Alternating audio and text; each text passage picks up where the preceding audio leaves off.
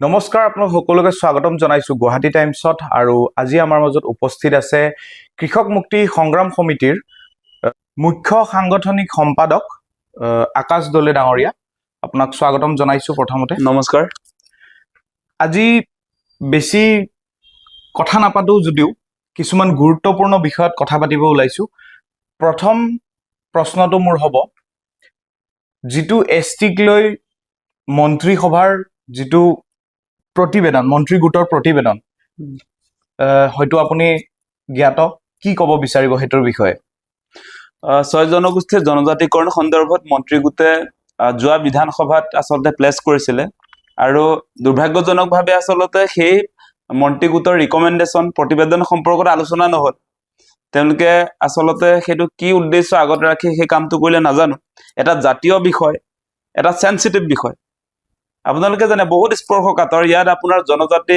যিসকল বৰ্তমান মই নিজেও এক্সিস্টিং ট্ৰাইবেলৰ এজন যুৱক গতিকে আমাৰ জনজাতি বৰ্তমানে থকা জনজাতিবিলাকৰ আপত্তি কিছু আছে বা ছয় জনগোষ্ঠীৰ ৰাইজৰ যিবিলাক ডিমান্ড সেই কথা বতৰাবিলাক আপোনালোকে দেখিছে গতিকে এইটোক লৈ দীঘলীয়া চৰ্চাৰ প্ৰয়োজন আছিলে যে এটা দীৰ্ঘদিনীয়া তেওঁলোকৰ দাবী আৰু এইটোক লৈ তেওঁলোকে যিবিলাক বিষয় উত্থাপন কৰিছে আপোনালোকে দেখিছে তেওঁলোকে ল্যান্ড ৰাইটছৰ কথা কৈছে অসমৰ সুৰক্ষিত ভৱিষ্যত পলিটিক্যাল ৰাইটছ সামাজিক সাংস্কৃতিক সেই কথা বতৰাবিলাক আছে ইয়াতে গতিকে ডেফিনেটলি এইটোক লৈ চৰ্চা হোৱাৰ প্ৰয়োজন আছিলে আৰু কিন্তু দুৰ্ভাগ্যজনকভাৱে চৰ্চা নহল সেইটোৰ কাৰণে আমি আসলতে বিজেপি চৰকাৰখনক এই বিষয়টোক লৈ আসলতে ছয় জনগোষ্ঠীৰ জনজাতিকৰণ সন্দৰ্ভত তেওঁলোকে যিটো কাম কৰিলে সদনত প্লেস কৰি যে পলাই গ'ল সেই কথাটোত আমি ভাল পোৱা নাই এইটো কোনেও ভাল পোৱা উচিতো নহয় আসলতে আৰু আপোনালোকে নিশ্চয় দেখিছে যে বৰ্তমান যিটো তেওঁলোকে প্ৰতিবেদন ৰিকমেন্ডেশন দিছে সেই ৰিকমেন্ডেশন আমি ভালকে চাইছো ৰিকমেন্ডেশনত মূল কথা হৈছে যে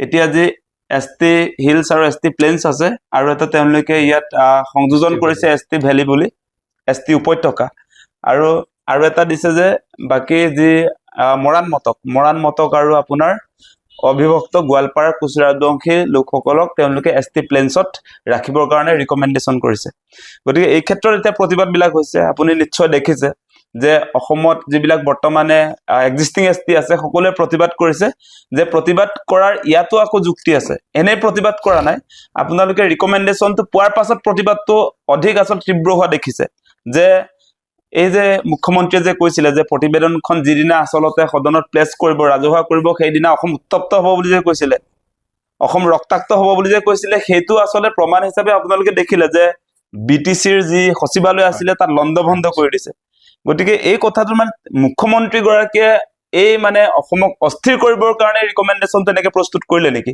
কাৰণ তেওঁ দুমাহৰ আগতে সেই বক্তব্য দাঙি ধৰিছিলে গতিকে ইয়াত কি এজেন্ডা লুকাই আছে সেইটো আমি আসলতে ভাবি চোৱা প্ৰয়োজন আছে যে ভাইৰ মাজত কাজিয়া লগাবৰ কাৰণে প্ৰতিবেদন দাখিল কৰিলে নেকি বিজেপি চৰকাৰে ইলেকশ্যনৰ পূৰ্বে সেই কথা বতৰাবিলাক আছে আৰু মূল যিটো আপত্তি মই আপোনাক ইতিমধ্যে কৈছিলো যে এটা জাতীয় স্পৰ্শকাতৰ বিষয়ক লৈ বিধানসভাত আলোচনা নোহোৱাটো সেই কথাটো আছে আৰু মই আপোনাক কৈছিলো যে নতুনকে যিটো আসলতে এসটি ছয় জনগোষ্ঠীক দিয়াৰ কাৰণে যিটো ৰিকমেন্ডেশন ইয়াত মূল কথাটো হৈছে এতিয়া এক্সিস্টিং ট্ৰাইবেলে কি আপত্তি কৰিছে এই যে জনগোষ্ঠীয় আন্দোলনটোত আপোনাৰ জনজাতিকৰণৰ কাৰণে ছয় জনগোষ্ঠীৰ যিটো আন্দোলন সেই আন্দোলনটোত যিবিলাক তেওঁলোকে আসলতে অধিকাৰ বিচাৰিছে যিবিলাক ৰাইটছ বিচাৰিছে তেওঁলোকে এসটি ডিমান্ড কৰাৰ উপৰি যিবিলাক আনুষংগিক কথা বতৰা কৈ আছে সেইটোৰ জৰিয়তে আসলতে বৰ্তমান যি ৰিকমেন্ডেশন সেইটোৰ জৰিয়তে তেওঁলোকে পাবনে নাই সেই কথা বতৰাবিলাক আছে আৰু লগতে এক্সিস্টিং ট্ৰাইবেল সকলৰ কিবা ক্ষতি আছে নেকি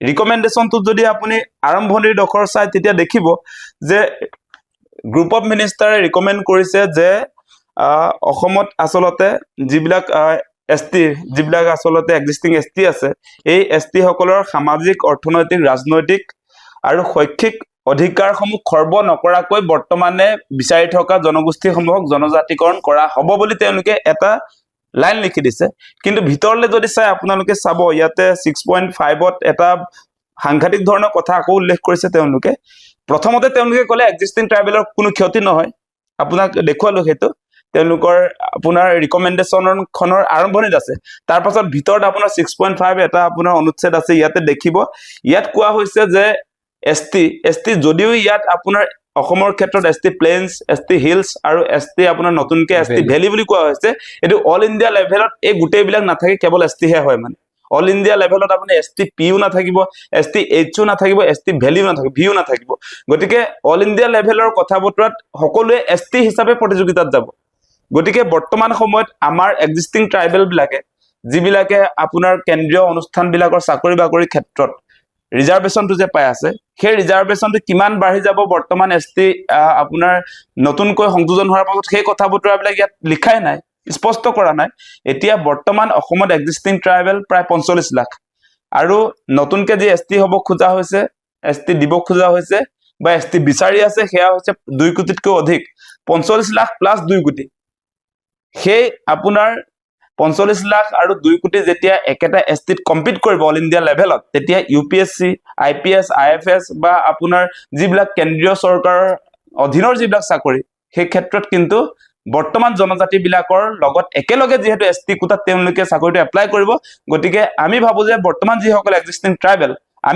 আমি আসলতে এই বৰ্তমান সময়ৰ অলপ আগবঢ়া যিবিলাক আসলে জনগোষ্ঠী এতিয়া আহোমে হওক আহোমটোতো আপোনাৰ আমাৰ ৰাভা বা আমাৰ তিৱা আমাৰ মিচিং বড়োতকৈ বহুত এডভান্স আপোনালোকে জানে সেই কাৰণে আপত্তিটো আহিছে যে একেলগে সমান্তৰালভাৱে একেটা প্ৰতিযোগিতাত যাব পৰা হৈ উঠা নাই এতিয়ালৈকে এক্সিষ্টিং ট্ৰাইবেল গতিকে সেই ক্ষেত্ৰত আসলতে এই আপোনাৰ অল ইণ্ডিয়া সাৰ্ভিস বিলাকৰ ক্ষেত্ৰত সাংঘাতিক ধৰণৰ ক্ষতি এক্সিষ্টিং ট্ৰাইবেলৰ আছে সেই কথাটো আপোনাৰ ৰিকমেন্ডেশনটোত আপোনালোকে দেখিবলৈ পাব আৰু ইয়াত আৰু এটা বস্তু আপোনালোকে চাব যে বৰ্তমান যি ৰিকমেন্ডেশন আহিছে গ্ৰুপ অফ মিনিষ্টাৰত ইয়াত কোৱা হৈছে যে আপোনাৰ পলিটিক্যাল ৰাইটছৰ ক্ষেত্ৰত যে আপোনাৰ ডিফু সমষ্টিটো পাৰ্লিয়ামেণ্টাৰী যিটো সিট আছে আপোনাৰ লোকসভা যিটো সমষ্টি সেইটো আগত যি আপোনাৰ ST ৰ কাৰণে ৰিজাৰ্ভেশ্যন আছে কিন্তু একে থাকিব বুলি কোৱা হৈছে আৰু আপোনাৰ এই যিটো আপোনাৰ কুকুৰাঝাৰ লোকসভা সমষ্টি সেইটো একে থাকিব বুলি কৈছে আৰু নতুনকে যি ST হ'ব ST হোৱাৰ পাছত কোনকিটা ST ৰ কাৰণে আসলে নতুন ৰিজাৰ্ভেশ্যন আহিব সেই কথা উল্লেখ কৰা নাই গতিকে পলিটিক্যাল ৰাইটছ যে আমি ডিমান্ড কৰি আছো বৰ্তমান জনগোষ্ঠী যিবিলাকে আসলতে আন্দোলন কৰিছে যে আমি সকলো ফালৰ পৰা ল্যান্ড ৰাইটছ আৰু পলিটিক্যাল ৰাইটছ বিশেষকৈ সেই ৰাইটছটো কেনেকৈ দিয়া হ'ব কোনকিটা সমষ্টি নতুনকৈ আসলতে নতুন ST ৰ কাৰণে ৰিজাৰ্ভেশ্যন হ'ব সেই কথাটো ইয়াততো উল্লেখ নাই গতিকে আমি দেখিছো যে ST ৰ কাৰণে যিটো ৰিকমেন্ডেশন আহিছে আপোনাৰ 6 জনগোষ্ঠী জনজাতিকৰণৰ কাৰণে তেওঁলোকৰ ৰিকমেন্ডেশনটো স্পষ্ট নহয় সেই কাৰণে সাংঘাতিক ধৰণে বৰ্তমান সময়ত ইয়াক লৈ আসলতে প্ৰতিবাদ হৈছে আৰু এটা কথা ঠিক আমাৰ জনগোষ্ঠীয় যিসকল লিডাৰ সন্মুখত থকা যিসকল লিডাৰ 6টা জনগোষ্ঠীৰ কথা কৈছো তেওঁলোকেও সদায় এটা কথা কয় আপুনিও নিশ্চয় শুনিছে যে সকলোৱে কয় যে বৰ্তমানে থকা কোনো ট্ৰাইবেলৰ 1% যাতে ক্ষতি নহয় ST দিওঁতে সেই কথাটো আগত ৰাখিব লাগিব কিন্তু এটা ৰিকমেন্ডেশনটো সাংঘাতিক ধৰণৰ ক্ষতি আহিছে ক্লিয়াৰ হোৱা নাই মানে ক্ষতি আহিছে ক্লিয়াৰ হৈছে ক্ষতি হোৱাটো এতিয়া মই যে আপোনাক কলো যে 6.5 যেটো আছে ৰিকমেন্ডেশন তাত যে এটা কথা যে মই উল্লেখ কৰি দিলো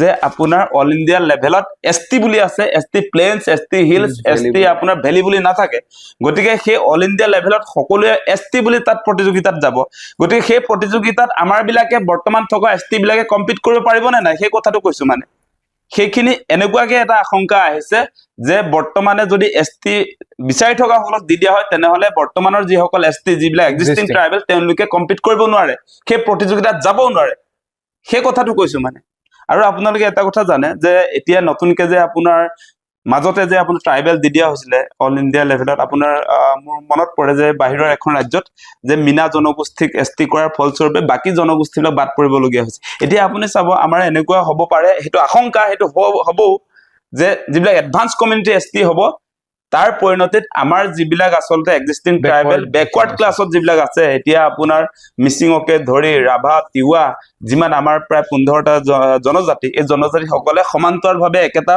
আপোনাৰ হেৰিত ষ্টেজত কম্পিট কৰিব নোৱাৰে সেই কথাটো ইয়াত ওলাই পৰিছে মানে গতিকে অধিকাৰটো খৰ্ব হোৱাৰ কাৰণে প্ৰতিবাদটো আহিছে মই নিজেও আগতে ধৰক 6 জনগোষ্ঠীয় যেটো আপোনাৰ মুভমেন্ট চলিছিলে জনজাতিকৰণ সম্পৰ্কত আমাৰ সংগঠনৰ ফালৰ পৰাটো কোনো ধৰণৰ আপত্তি নাছিলে কিন্তু ৰিকমেন্ডেশন অহাৰ পাছত গুটে কথা বতৰাবিলাক আহিছে ৰিকমেন্ডেশনটো অহাৰ পাছত আসলতে চৰকাৰৰ ইন্টেনশনটো কি সেই কথাটো এতিয়া আহিছে গতিকে আগত আমি চৰকাৰৰ ইন্টেনশনটো জনা নাছিলো যে ইয়াত এক্সিষ্টিং ট্ৰাইবেলৰ ক্ষতি হ'বনে নহয় সেই কথাটো এতিয়াহে স্পষ্ট হৈছে আগতে কোৱা হৈছিলে যে এক্সিষ্টিং ট্ৰাইবেলৰ কোনো ধৰণৰ ক্ষতি নহয়, এতিয়াও ৰিকমেণ্ডেশ্যনৰ দুটা লাইন তেওঁলোকে কৈছে যে এক্সিষ্টিং ট্ৰাইবেলৰ কোনো ধৰণৰ ক্ষতি নহয়, কিন্তু আপোনাৰ ৰিকমেণ্ডেশ্যনৰ ভিতৰত আপোনাৰ ক্ষতি হোৱা কেইবাটাও আচলতে পইণ্ট ইয়াত এষ্টাব্লিছ হৈছে, প্ৰতিষ্ঠা হৈছে।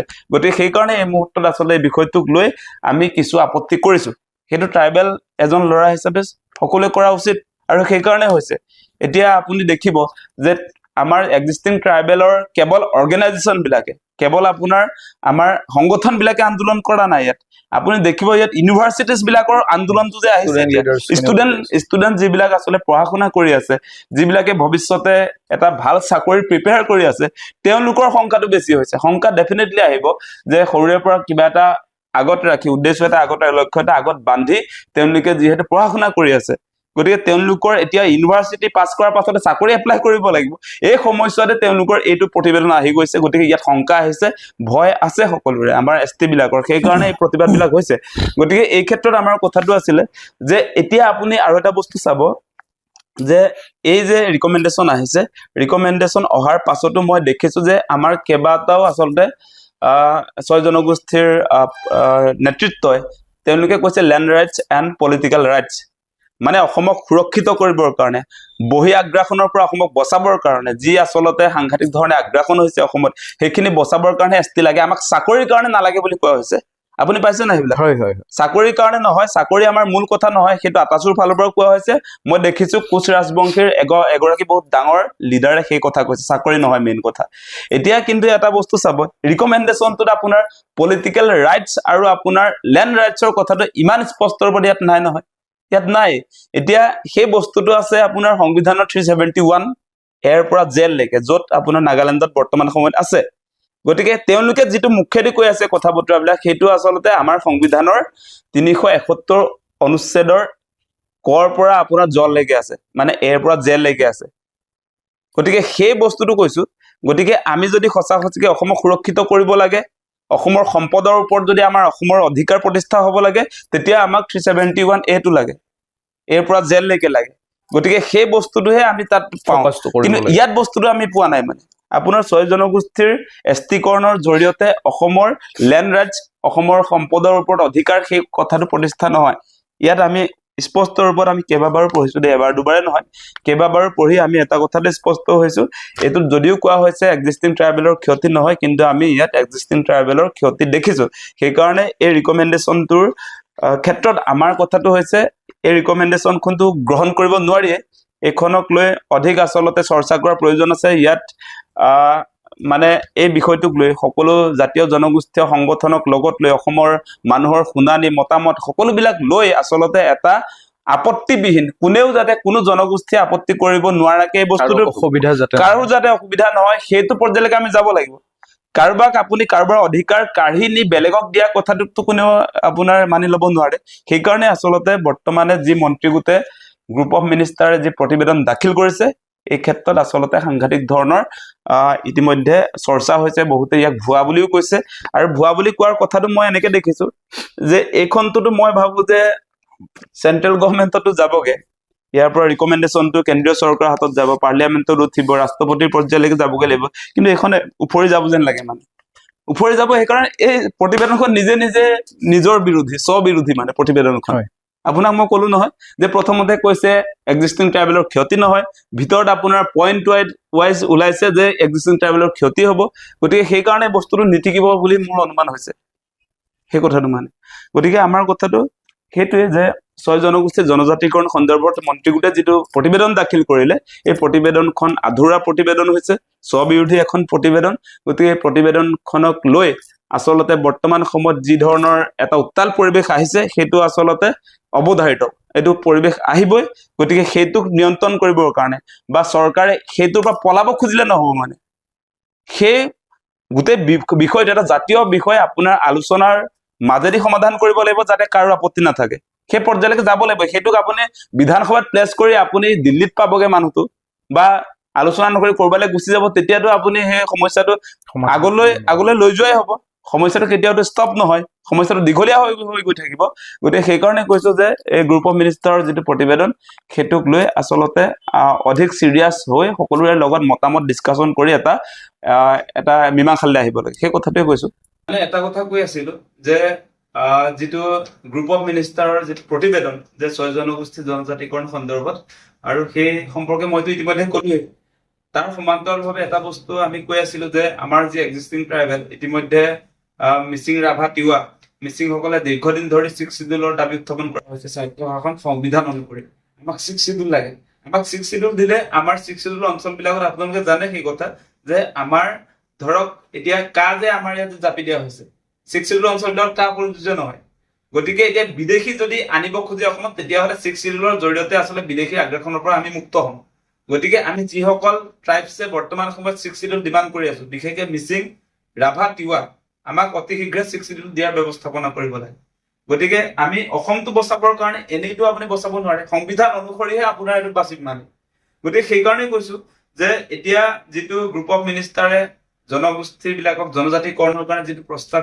যিটো ৰিকমেণ্ডেশ্যন তেওঁলোকে দাখিল কৰিছে ইয়াত আমাৰ কি কি ক্ষতি হ'ব সেই সম্পৰ্কে মই কৈছোৱে যে ৰিজাৰ্ভেশ্যনৰ ক্ষেত্ৰত আচলতে নতুনকে যি এছটি ভেলি হৈছে সেই ভেলিক কিমান ৰিজাৰ্ভেশ্যন দিব সেইটো ইয়াত উল্লেখ নাই আৰু আপোনাৰ অবিভক্ত গোৱালপাৰা কোচ ৰাজবংশীকে ধৰি মৰাণ মটক এছটি প্লেন্স বৰ্তমান সময়ত আমি যিসকল এছটি আছো এক্সিষ্টিং এছটিৰ লগত মানে আপোনাৰ এছটি প্লেন্সতে তেওঁলোকক ৰাখিছে যিহেতু তাৰ অনুপাতে আমাৰ ৰিজাৰ্ভেশ্যনটো বাঢ়িব নে নাই নতুনকে 3টা জনগোষ্ঠীক যিহেতু দিয়া হৈছে ইয়াত এছটি প্লেন্সত সোমোৱাই দিয়া হৈছে মৰাণ মটক আৰু অবিভক্ত গোৱালপাৰাৰ কোচ ৰাজবংশী লোকসকলক তাৰ পাছত এই লোকসকলে ইয়াত সোমোৱাৰ লগে লগে আমাৰ এছটি যিসকলে এতিয়া যিবিলাক আমি পাই আছো ৰাজনৈতিক অধিকাৰ বা আমাৰ ৰিজাৰ্ভেশ্যনৰ কথাটো কৈছো যে পলিটিকেল ৰাইটছৰ ক্ষেত্ৰত আমাৰ মাজুলী বা আমাৰ জোনাই বা আপোনাৰ এই ঢকুৱাখানা সমষ্টিত যে আমাৰ ৰিজাৰ্ভেশ্যন আছে গতিকে এই সমষ্টিবিলাক বা ইয়াৰ যিবিলাক গোৱালপাৰাৰ যিবিলাক সমষ্টি এই সমষ্টিবিলাকৰ ক্ষেত্ৰত আচলতে নতুন এছটি সোমাই যোৱাৰ ফলস্বৰূপে আমাৰ আসন বাঢ়িব নে নাই বিধানসভা বা লোকসভাত সেই কথা বতৰাবিলাক আমাক লাগিব তাৰ সমান্তৰালভাৱে আপোনাক আৰু এটা কথা কৈ আছিলো যে ST plains ST hills ST valley বুলি যিহেতু কেন্দ্ৰীয় লেভেলত নাথাকে নেশ্যনেল লেভেলত নাথাকে সেইকাৰণে আপোনাৰ এই যিটো এছটি ভেলিটো সংযোজন হৈছে এতিয়া এই এছটি ভেলি সংযোজন হোৱাৰ ফলস্বৰূপে এক্সিষ্টিং যিসকল ট্ৰাইবছ এই ট্ৰাইবসকলৰ ক্ষতি হৈছে কাৰণ একেলগে একেটা প্লেটফৰ্মত প্ৰতিযোগিতাত নামিব লাগিব আগতে আমি যি ৰিজাৰ্ভেশ্যন পাইছিলো সেই ৰিজাৰ্ভেশ্যনত এতিয়া 45 লাখৰ লগত আৰু যিহেতু 2 কোটি মানুহ তাত সংযোজন হ'ব তাৰ লগে লগে আমাৰ আশংকাটো হৈছে যে আমি 45 লাখে আগতে তাত কম্পিট কৰি আছিলো এতিয়া 2 কোটি নতুনকে আহি গ'ল তাৰ কাৰণে আমি বঞ্চিত হ'ম সেইটো মূল কথা গতিকে এই ৰিকমেণ্ডেশ্যনটোত সেই বিষয়টোত আমাৰ আপত্তি থাকিব এক্সিষ্টিং ট্ৰাইবেল বিলাকৰ গতিকে কোনো কাৰণতে বৰ্তমানে থকা এক্সিষ্টিং ট্ৰাইবেলক ক্ষতি কৰি জনজাতিকৰণ যিটো কথা সেইটো কেতিয়াও আচলতে আগবঢ়াই লৈ যোৱা উচিত নহয় সেই কথাখিনি কৈ থৈছো হয় আন এটা টপিকলৈ আহিছো যেহেতু সকলো বস্তুৰে ভাল বেয়া থাকে আমি এতিয়া দেখিব পাৰিছো যে বহিৰাগত কোম্পানীক অসমত স্থাপন কৰাৰ ব্যৱস্থা কৰা হৈছে বা তেওঁলোকক মাটি দিয়া হৈছে দেখিবলৈ গ'লে ভাবিলে পজিটিভলি যে আমাৰ ল'ৰা ছোৱালী এতিয়া বেংগলৰত যায় বা দিল্লীত যায় চাকৰি ইয়াতে কৰিব পাৰিব ভাল ভাল পোষ্টত ভাল ভাল চাকৰি তেওঁলোকে লাভ কৰিব কিন্তু তাৰে এটা নিগেটিভ সাইডো আছে যি সন্দৰ্ভত আপুনি ইতিমধ্যে বহুতবাৰ কৈছেও তো এই সন্দৰ্ভত যদি ওভাৰঅল আপোনাক সুধো বহিৰাগত কোম্পানীক যে মাটি দিয়া হৈছে বা ইয়াতে স্থাপন কৰা হ'ব আপুনি কি ভাবে মানে মই এটা বস্তুৱে দেখি আছো যে বহিৰাগত যিবিলাক কোম্পানীক এতিয়া মাটি এৰি দিছে অসমৰ মাটি অসমৰ খেতি পথাৰ যে বহিৰাগত কোম্পানী আদানী আম্বানী বা ৰামদেৱক যে দিছে এইটোত যে আমাৰ কৰ্মসংস্থাপন যে আমাৰ ল'ৰা ছোৱালী পাব সেই কথাটো নাই আমি দেখা নাই পতঞ্জলিৰ দেখোন বহুত আপোনাৰ ডাঙৰ এটা ইণ্ডাষ্ট্ৰি হ'ব বুলি কৈ আজি 2-3 বছৰ আগতে ৰামদেৱক দি দিয়া হ'ল সেই তাত আমাৰ কেইজনে আচলতে চাকৰি পাইছে আপোনাৰ চকীদাৰ চাকৰিটো কৰিবৰ কাৰণে আমি মাটি এৰি দিছো নেকি সেই কথাবিলাক আহিব এতিয়া আপুনি চাব এতিয়া আদানীক এটকা দৰত যে মাটি এৰি দিছে চিমেণ্ট ইণ্ডাষ্ট্ৰি নিৰ্মাণ হ'ব চিমেণ্ট যে বহুত ইণ্ডাষ্ট্ৰি আছে ইয়াত ক'ৰ আছে লেবাৰবিলাক আপোনালোকে চাবচোন অসমৰ আমাৰ যুৱক যুৱতীবিলাকে চিমেণ্ট ইণ্ডাষ্ট্ৰি বিলাকত চাকৰি কৰিছেনে নে আপোনাৰ বিহাৰ উত্তৰ প্ৰদেশৰ ল'ৰা ছোৱালীয়ে চাকৰি কৰিছে সেই কথাবিলাক চাব আৰু এটা তেওঁলোকে কৈ আছে লাখ লাখ তেওঁলোকে কৰ্মসংস্থাপনৰ সপোন দেখুৱাই আছে আপোনাৰ এই যে আদানীয়ে আপোনাৰ power project solar power project যে কৰিছে যে সৌৰ শক্তি তেওঁলোকে প্ৰজেক্ট কৰিব বিজুলী হেৰিত ব্যৱসায় সেইটোত আপুনি চাব তেওঁলোকৰ গোটেই অল ইণ্ডিয়াত বৰ্তমান 7টা নে কেইটা আছে 7টা সম্ভৱ আছে আমি চাই থাকো সেইটো তাত কেৱল তেওঁলোকে যদিও আমাৰ অসমত যে কৈ থকা হৈছে যে কৰ্মসংস্থাপনৰ বাট মুকলি হ'ব, আমাৰ ল'ৰা ছোৱালীয়ে চাকৰি পাব, সকলোৱে সমৰ্থন জনোৱা উচিত বুলি যে কৈছে, এতিয়া গোটেই ভাৰতত যি 7টা আদানীৰ পাৱাৰ প্ৰজেক্ট আছে তাত কেৱল 3,315টা আপোনাৰ কৰ্মসংস্থাপন আছে, গোটেইকেইটা মিলাই। গতিকে আপুনি চলাৰ পাৱাৰ প্ৰজেক্টটো এনেই বস্তুটো বুজি লওক, পথাৰ বহুত ডাঙৰ এটা পথাৰ ল'ব, সেই পথাৰটোত চলাৰ বিলাক ফিটিং কৰিব, প্লেট বিলাক, চলাৰ প্লেট বিলাক সেইটো মেচিন ফিটিং কৰিব, তাত আমাৰ কাম কি? জেনেৰেট হ'ব বিজুলী আপোনাৰ সৌৰ শক্তিৰ পৰা, সূৰ্যৰ পৰা, তাত কৰ্মসংস্থাপন কেনেকে পায়? সেইকাৰণে তাত প্ৰমাণে সেইবোৰ চলি থাকিব। সেইটো আমাৰ মাটিত বস্তুটো আপোনাৰ যন্ত্ৰ পাতিবিলাক তাত লগাব, তাৰ ফলস্বৰূপে আমাৰ মানুহে তাত কৰিবলগীয়া বিশেষ কাম নাথাকে, সেইকাৰণে তাত আপোনাৰ কৰ্মসংস্থাপনৰ বাটটো মুকলি নহয়। সেই কথাটো অসমবাসীৰ ৰাইজে আচলতে ভাবি চাব লাগে। এতিয়া যে কৰ্মসংস্থাপনৰ বাট মুকলি হ'ব বুলি ভুৱা স্বপ্ন দেখুৱাই ট্ৰাইবেল বেল্টৰ মাটি তেওঁলোকে কাঢ়ি ল'ব খুজিছে। আজি আপোনালোকে দেখিছে যে প্ৰথম যদি আপোনালোকে চাই দেখুৱাইহে থকা হৈছে মুছলমান উচ্ছেদ কৰিছে বুলি, মুছলমানক কেইটা অঞ্চলত উচ্ছেদ কৰিছে, তাতকে বহু বেছি মাটি আচলতে আদানী আম্বানীক তুলি দিব খুজিছে। আপোনাৰ সেই পৰ্বতজোৰাত 3,000 বিঘা মাটি পাৱাৰ প্ৰজেক্টৰ কাৰণে, আদানীৰ পাৱাৰ প্ৰজেক্ট 3,000 বিঘাত 6 শিডিউলৰ মাটি, কোনো আপোনাৰ পাব্লিক হিয়াৰিং নাই। সেইকাৰণে তাত আমাৰ ট্ৰাইবেল মানুহ, মই কৈ থাকো প্ৰায় যে ট্ৰাইবেল মানুহে নিজৰ স্বশাসন কৰিব পৰাকে আচলতে তেওঁলোকক সংবিধানে ক্ষমতাও দিলে। আপোনাৰ বিটিচিত নিজৰ চৰকাৰ চলি আছে, তাত আপোনাৰ আমাৰ অসম চৰকাৰে কোনো আচলতে প্ৰজেক্ট জাপিও দিব নোৱাৰে। তাতো আপোনাৰ আদানীৰ স্বাৰ্থত মানে হিমন্ত বিশ্ব শৰ্মাই কুটকৌশল কৰি বিটিচিত আপোনাৰ 6 শিডিউল থকা এৰিয়াত আপোনাৰ পাৱাৰ প্ৰজেক্ট দিব খুজিছে। সেইকাৰণে ট্ৰাইবেল মানুহে গাত আপোনাৰ পেট্ৰল ঢালি দিয়া এটা পৰিস্থিতি আহিছে। গতিকে সেই কথা বতৰাবিলাক চাওক।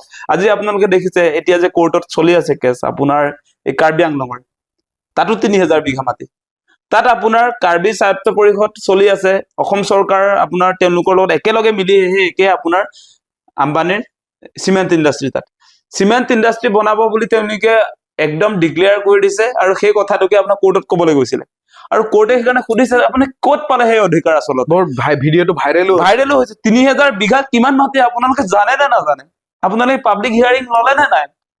যে আপোনাৰ কাৰ্বি আংলং স্বায়ত্তশাসিত পৰিষদৰ পৰা তাৰ মানে আপোনাৰ EM বা CEM তুলিৰাম ৰহাং তেওঁলোকে ক'লে বুলি আপোনালোকে দিব নোৱাৰে নহয়। এইটো পাব্লিক এটা বিষয়ৰ লগত জড়িত আছে, তাৰ জনসাধাৰণৰ লগত জড়িত আছে।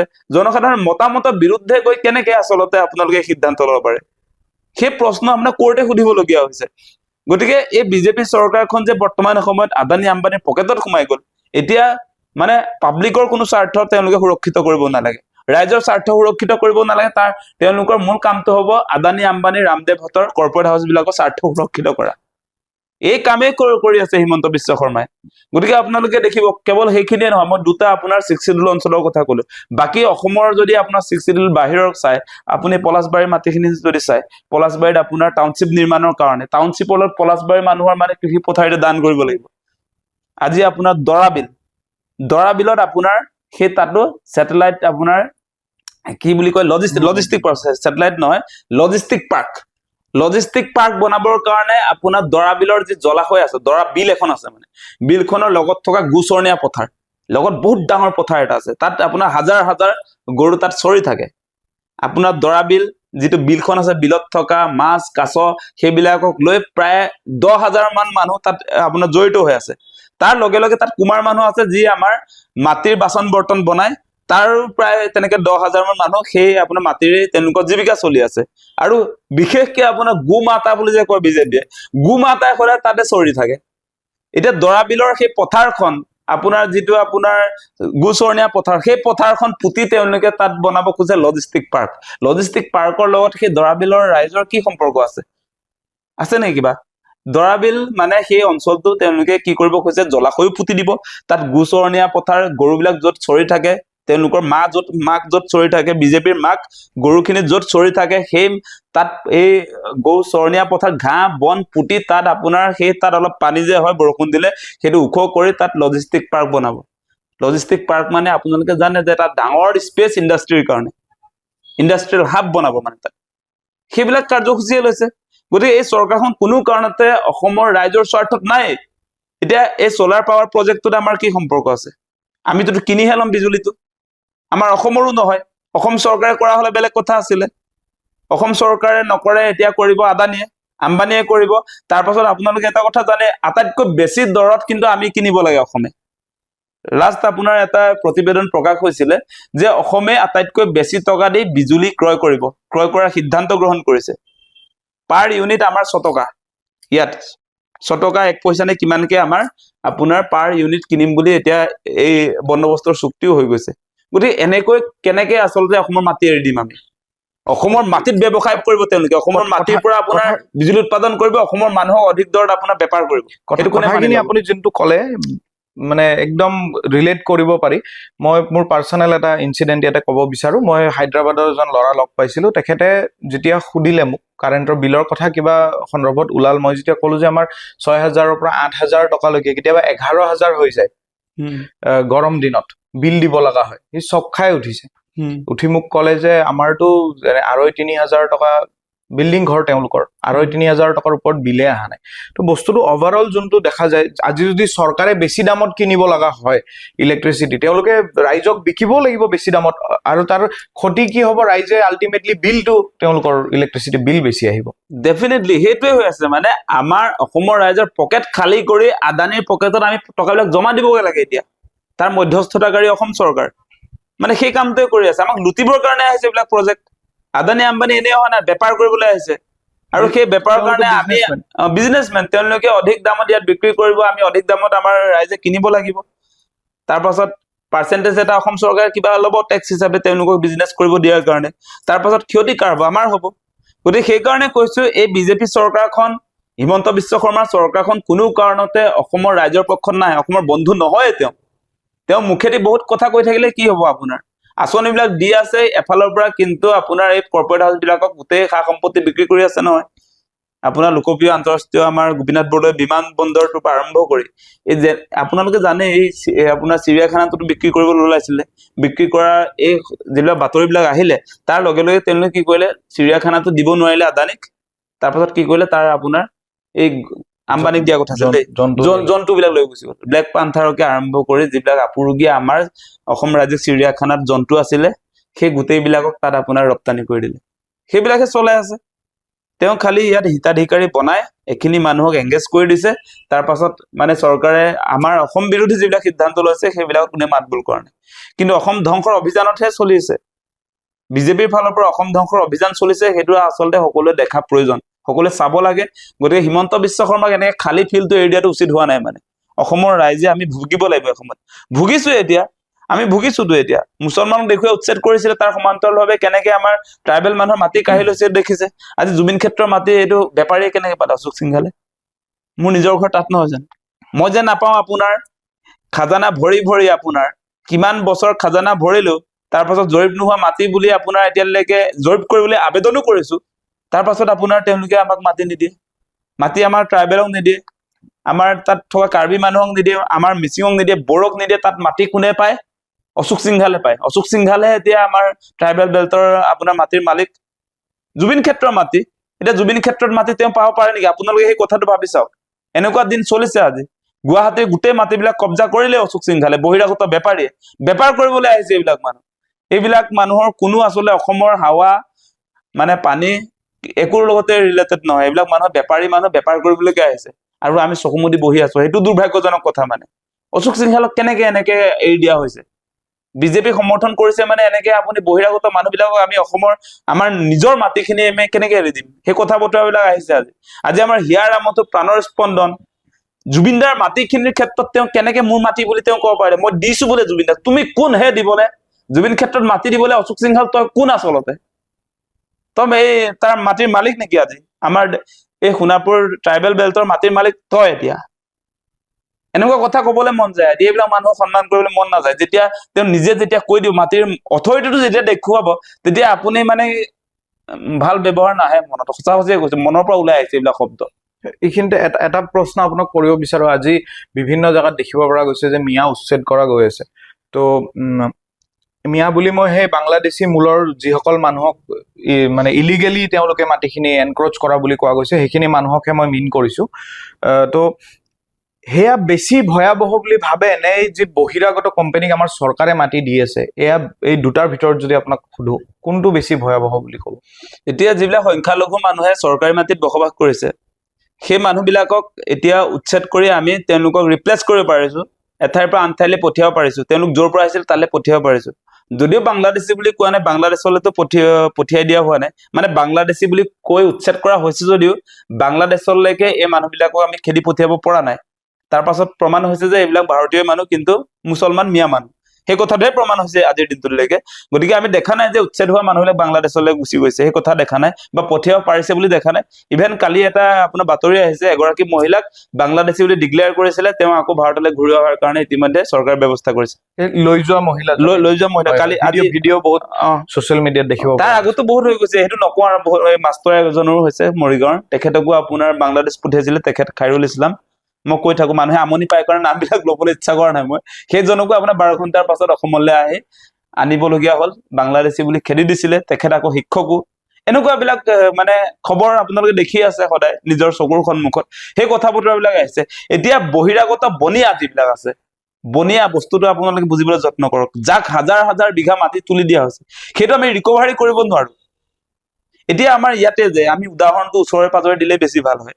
এতিয়া আমাৰ চিমেণ্ট ইণ্ডাষ্ট্ৰি আছে, ষ্টাৰ চিমেণ্ট আছে, আমাৰ খেতি পথাৰ মাটি লৈ ষ্টাৰ চিমেণ্ট কৰিলে ক্ষেত্ৰীত, সেই মাটি আমি ৰিকভাৰ কৰিব নোৱাৰো। মিয়া হোৱা হলে উচ্ছেদ কৰি পঠিয়াই দিব পাৰিলো। তাৰে আমি উদাহৰণ দিওঁ, কচুতলি তাৰ ওচৰতে আছে, 1 কিলোমিটাৰ 2 কিলোমিটাৰ ডিষ্টেঞ্চ। কচুতলিত আমিতো এভিকশ্যন কৰিব পাৰিলো।